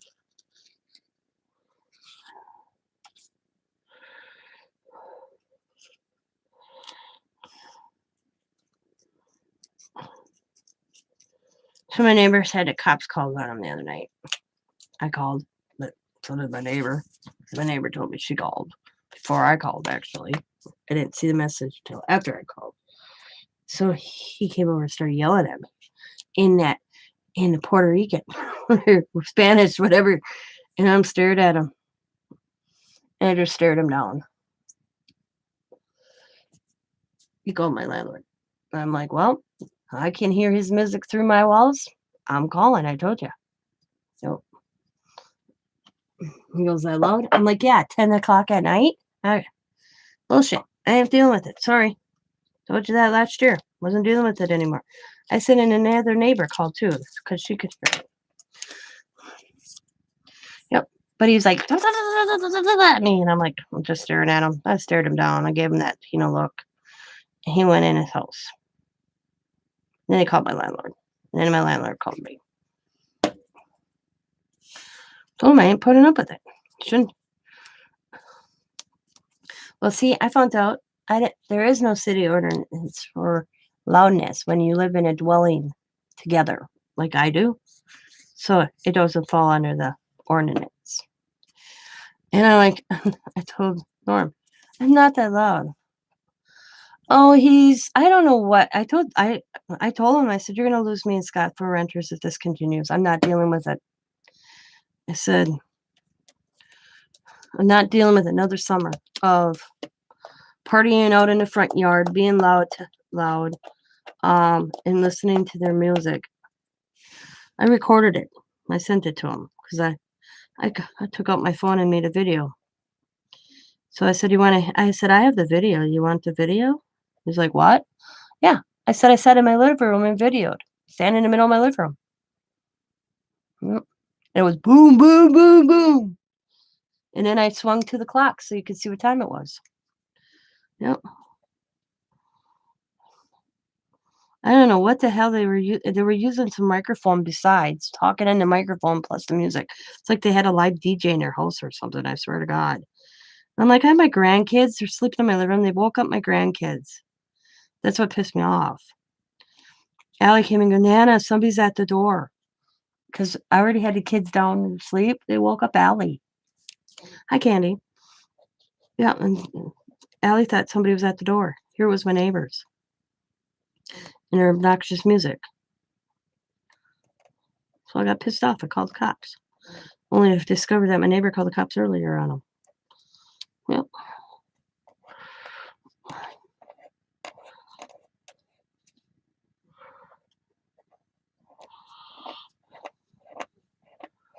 Hi, morning, Candy. Good morning, Candy. Boom.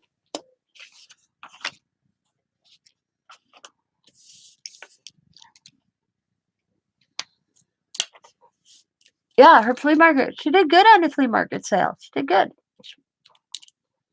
She's probably getting Zach ready for school, so she's probably watching and in between. But yeah, she did really good.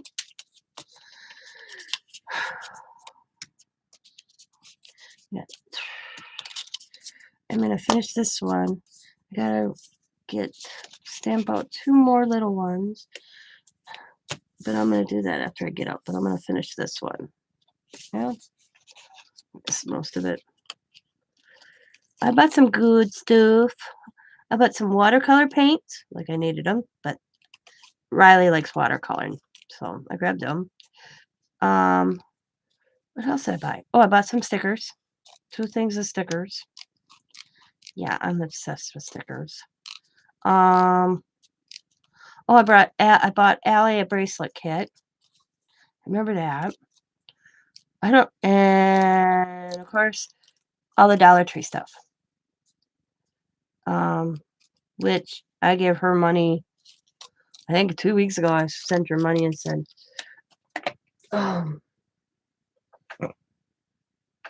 go Dollar Tree shopping for me. So I have that. It's 5:30 here. Love the paints. What paints? So I have all the Dollar Tree stuff that she had shown. Yeah, I already had that in my bought from her because she bought that for me beforehand. So I have all that covered from Sabrina.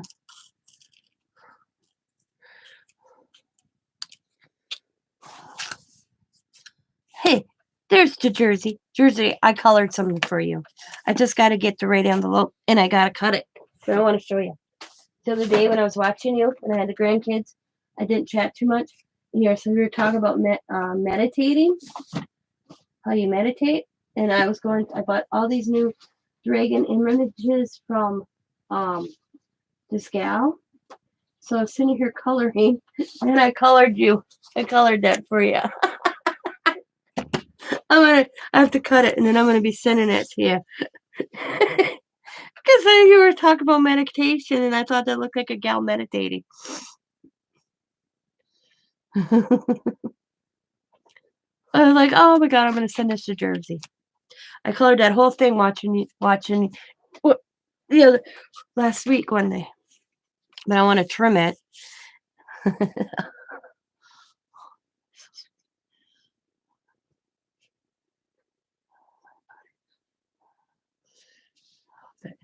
Yep. But you mentioned meditating, and I was printing this out. I just bought this. These are all this Chubby Mermaid. I think it's called. Yeah, Chubby Mermaid. Another gal on here told me about her. So, and my granddaughter loves dragons, so I bought the dragon one. And when I were printing, this one came off, and you just mentioned how you meditated, so I colored it. I was like, oh my god, I'm gonna color that and send that to Jersey. I mean, I've been coloring this whole week. You want to see what I did this whole week with the kids? I sat in here. This is look at this is my color.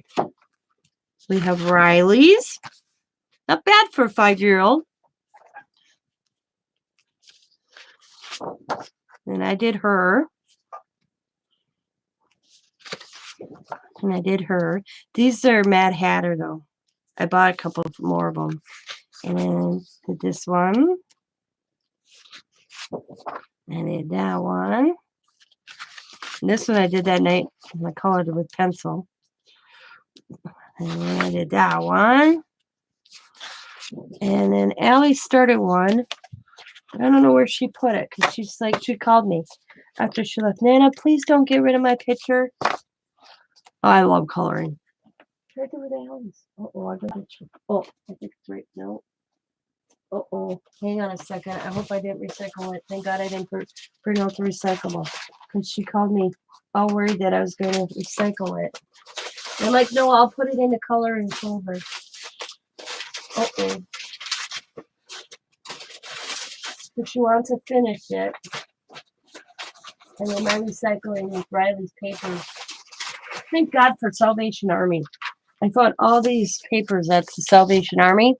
And you know what's cool? They actually fit in my printer. So I was able to print on them. They're not good printer per se for me, but for Riley, I print for her to color on. I mean, look at it, see? I don't know what they would be used for. I'm thinking they were.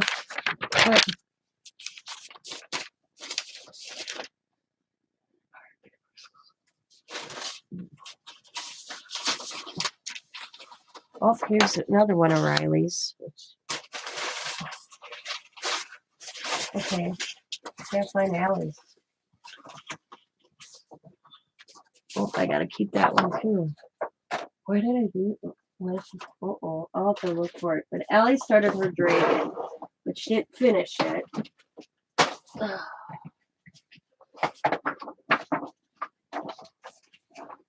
Now I gotta find that before I lose my mind. Maybe I stuck it in a folder too. But I bought, let's see. I bought the steampunk one. Steampunk's awesome. I actually got the coloring book itself, but I bought it through Etsy as well. Because I was like, I was trying to print out of the book and it just looked like crap when I printed. And then I bought the Mad Tea Party, it's called. Love the images. And then we got Dragon Life coloring sheets. I bet they're stuck in here. There, I started that one. That's the other one I started. See, Dawn, I can walk away. I think I stuck Allie's in here because it wasn't. There it is. There's Allie's. There's the one Allie started. Yep, there it is. She started doing a good job on it. So she was scared I was going to get rid of it. I'm like, no, I kept it. Yep. It's here. Don't panic. And then I got fairies and dragons. Ouch. Oh. Oh, okay.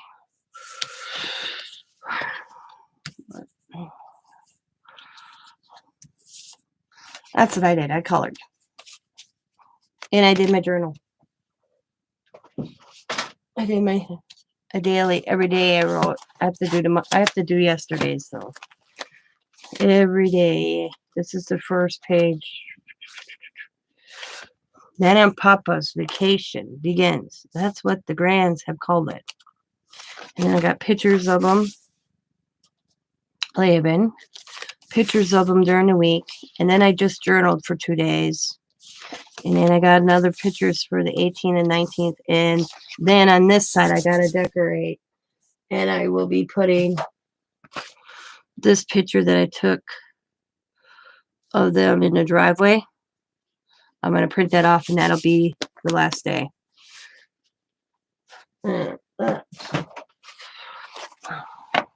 I just have to decorate the background. Yeah. I got kind of, well, these 2 days, I wrote about what we did. I didn't put pictures, and I just wrote. These I took pictures of what the kids were doing, me and Riley. Riley was in the craft room 90% of the time with me. Allie was reading, or she was on her phone, and this was Coda. I laughed. I laughed so hard. They had 2 days, 3 days of pajama day in Anna's. Yep. I'm like, are you guys going to dress today? And they're like, no, it's pajama day. I'm like, okay, whatever. I didn't care.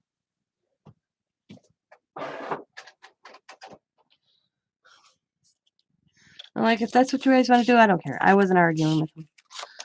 They want to have pajama, they had pajama. They're their ages 10, 7, and 5. But Riley, Allie's the quiet one. Yep, Brew is 5. Coda's the hyper one, and Riley's every kid has a personality, but Allie's really quiet.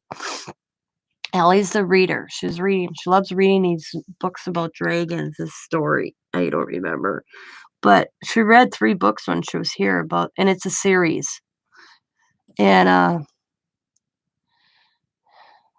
yeah, it is for 7 days. I had them for 7 days, so Tuesday to Tuesday.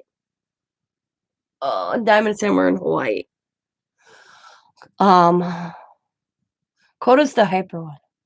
I think he drove me the nuttiest because Coda's very active. It's very hyper. He always has to be doing something, and he doesn't stay doing it long. That's, I could get him preoccupied, and by the time I'd go to do something with Riley, he's already done and over with it. Yeah, that's like, boom. And Scott worked this weekend night, so they all had to be quiet during the day, and that was hard. Oh my God, that was killing Coda. That he had to be really quiet. Hawaii's amazing. Did they have fun? Oh yeah, they loved it. They loved it. They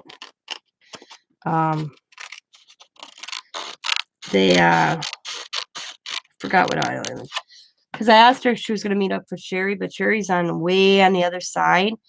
I forgot how long Diamond told me to take me to where they were compared to where Sherry was, so they didn't hook up with Sherry, which was sucked.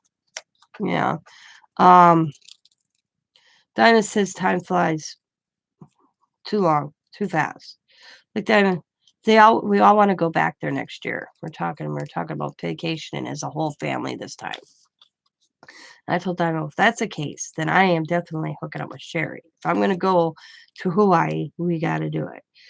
And they made a lot, and everything, like Diamond says, she don't know if it's, she don't know if it was just because of COVID, but everything had to be, scheduled. Like when they went to Port Harbor, they had them actually make an appointment. When they went for skydiving, they had to make an appointment. Everything was by appointment. Like Diamond says, I don't know if that's regularly or because of COVID, because they had to be at Pearl Harbor at a certain time. They couldn't come anytime before this certain time. Yeah, she said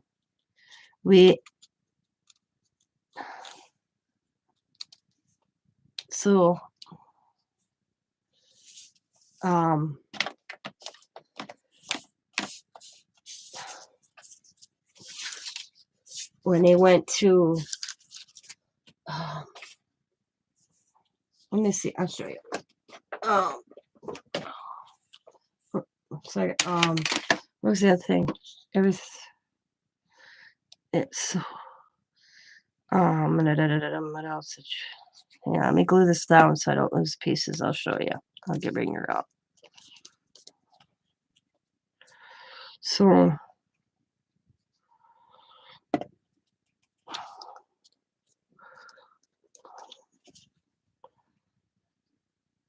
But they beautiful. Dam's like, it's just gorgeous. She goes, just gorgeous, Mom. It's just gorgeous. She kept on saying.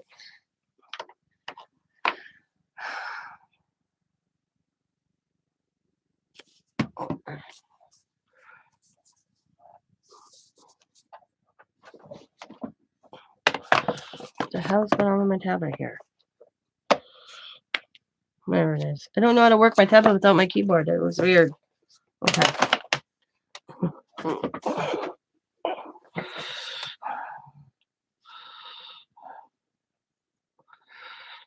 Let's see if I can see. See all album.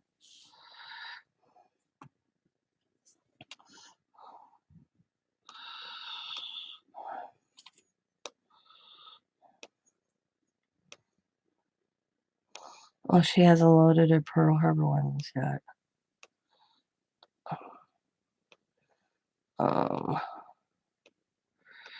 This right here was cool. Oh, I don't know what this place was called. Whoop.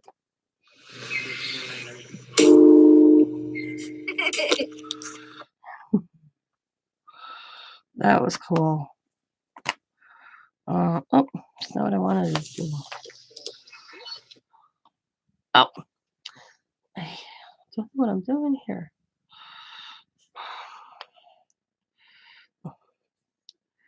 I don't know what I just did. Come on. I don't know how to work my tablet without it being on a keyboard. That's funny. Okay, let's go. But that was like some sort of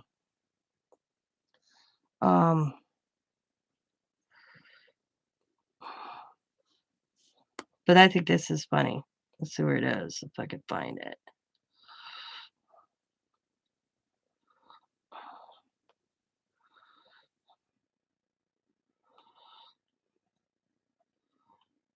Well,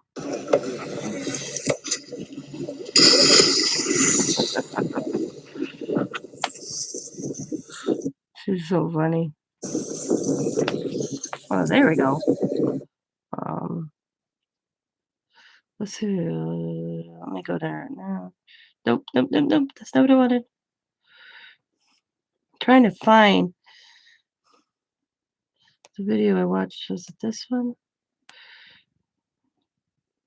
She went and picked up the dog there. She bought each one of the dog's flowers, lays, things. Like, oh my God.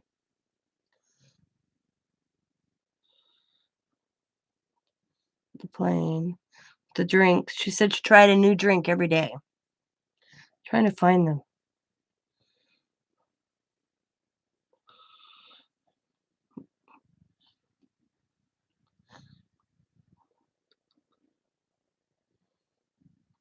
She was fascinated with this tree. I'm trying to hang on. I want to show you the video. I was like, oh my God, I would have been freaking out because there's no way I'd have did it. I'm trying to see. I'm going to go to her name instead of her pictures here.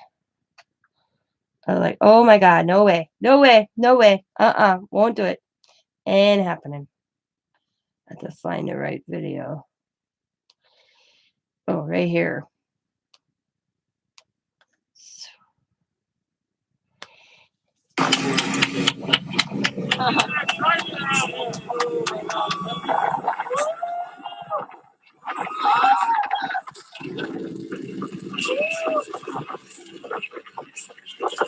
I'm like, oh, hell to the no. And then I'm like, oh, hell no. I'm like, no way. I'm like, oh, hell no. Try to find. Oh, okay. You're welcome. Look how farther up. Woo! Look at that blue. Try to see if we see anything.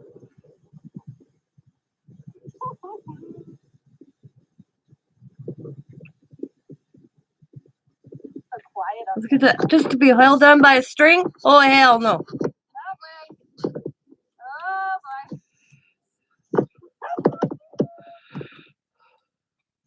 I was like, oh, hell.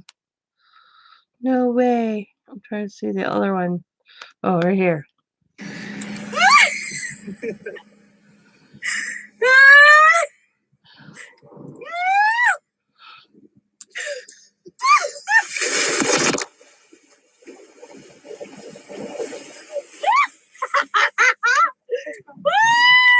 Yep. Ah! Woo! Ah! Oh, Pacific Ocean. Tastes delicious. What? One more.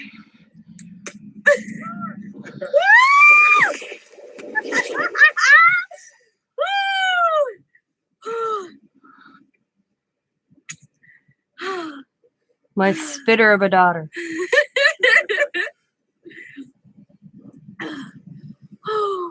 Got me brought the towels.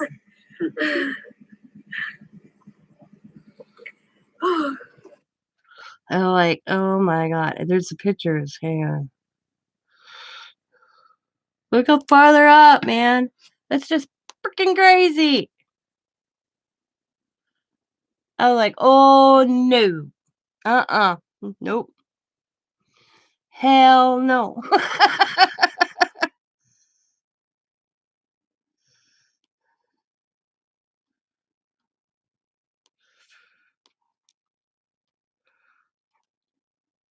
She said, Mom, the water was just crystal clear. Just crystal clear. With my sister, she would make me do it. Should make you do it? Oh, well, no. I'm scared of heights, so this would be no. Like this. Look at that. Oop. Oh. Just gorgeous.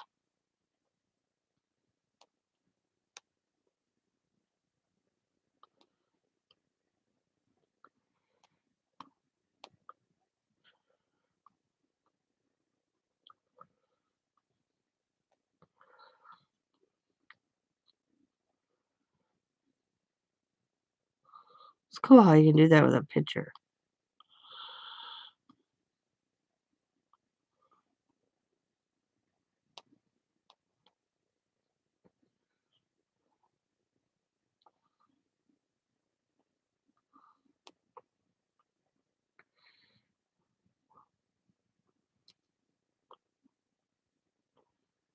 Then Diamond likes pigs, and wouldn't you know? Because they had actually checked out of their. What's the difference?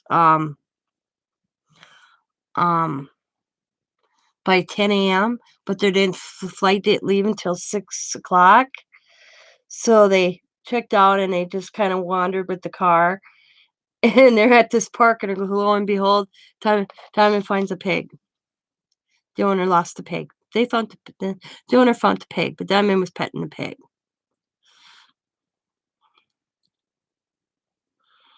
And they're on the plane.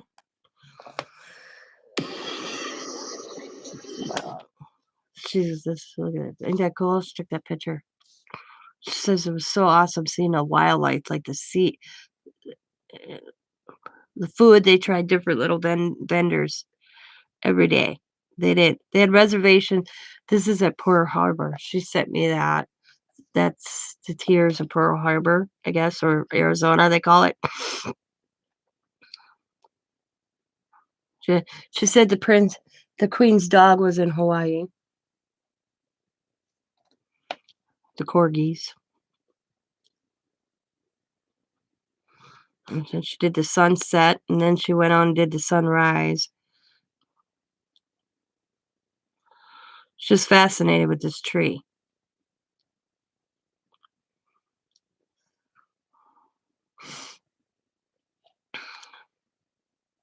Yeah. Parrots. They had a street vendor drew them. I was laughed. Oh, she had to go get her pineapple drink.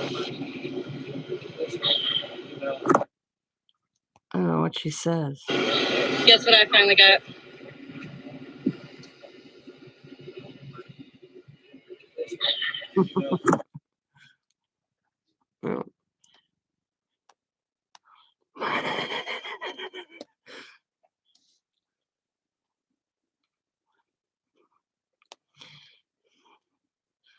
She called me one morning and we watched her sunrise. She had put her phone, so I go watch it. The sunrise. I think this is the sunrise. Yep. Yep.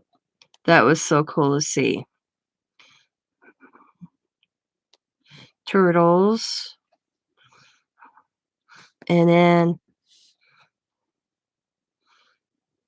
the vendors with making some drink with the I forgot what tree. But they stick it in the machine. And it takes it out and makes the juice. She says it's really good.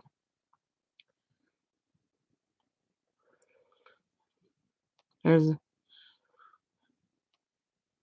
They went to the flea market.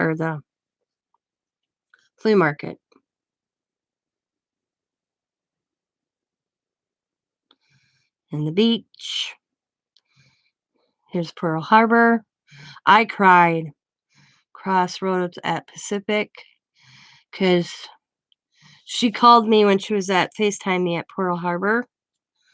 And I couldn't talk. She just walked around and showed me, and I got tears in my eyes. And it's them going out to the Arizona. She says she said, Mom, there's no words for it. Okay. Talk to you later. Time to get my yoga on. Have a great day, everybody. Bye, Jersey. And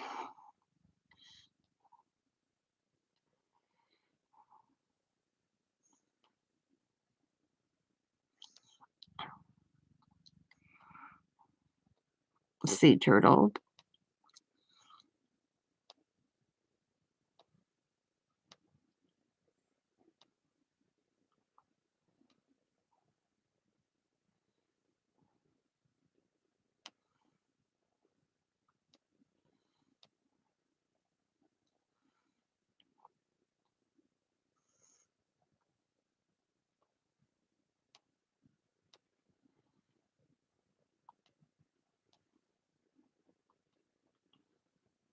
The lone sailor.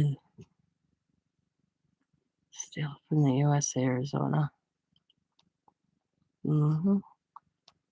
Yeah, she goes, Mom, there's no words. She goes, you have to come and see this. Because she said that it's just it's a feeling like she says you don't have elsewhere. No one. She's like, it'd be like going on top of the Titanic. It's a grave, you know? She said it's just, she goes, just had those. She brought flowers. And and then that's what I wanted. So when she asked me what I wanted for a souvenir, I said anything about Pearl Harbor. So this is one of their top sellers was this from Pearl Harbor, is remembering Pearl Harbor. So that's what I got. And a magnet from Pearl Harbor, or a Hawaii magnet. Plus she got me a Pearl Harbor magnet, which is in a different suitcase. She's like, Mom, I got you a Pearl Harbor magnet too. And we couldn't find it. And she found it when she got home. Yeah, she's like, Mom, there's no words to describe it. When she FaceTimed me and she was walking around showing me, I got tears in my eyes to see it up. I watched videos hundreds of thousands, probably times about Pearl Harbor.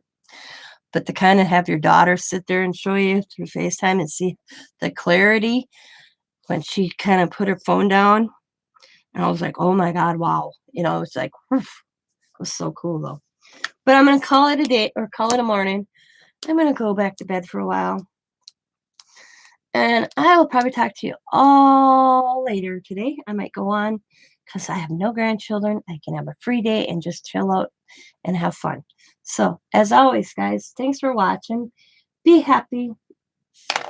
Oh my God, no way. Dawn, I got snow. We got snow here, Dawn. This is too funny. I just looked, I feel like, oh my God, we got snow. Yep. We have snow, everybody. We made it back. Time to wake up this morning going, oh my God, I'm back and look at, we got snow. I just looked out my window. It's daylight now. I can see out my window still. But be happy, be kind, be safe, be funny, be crafty. Bye, everybody, and have a good day. And thanks for tuning in. Bye.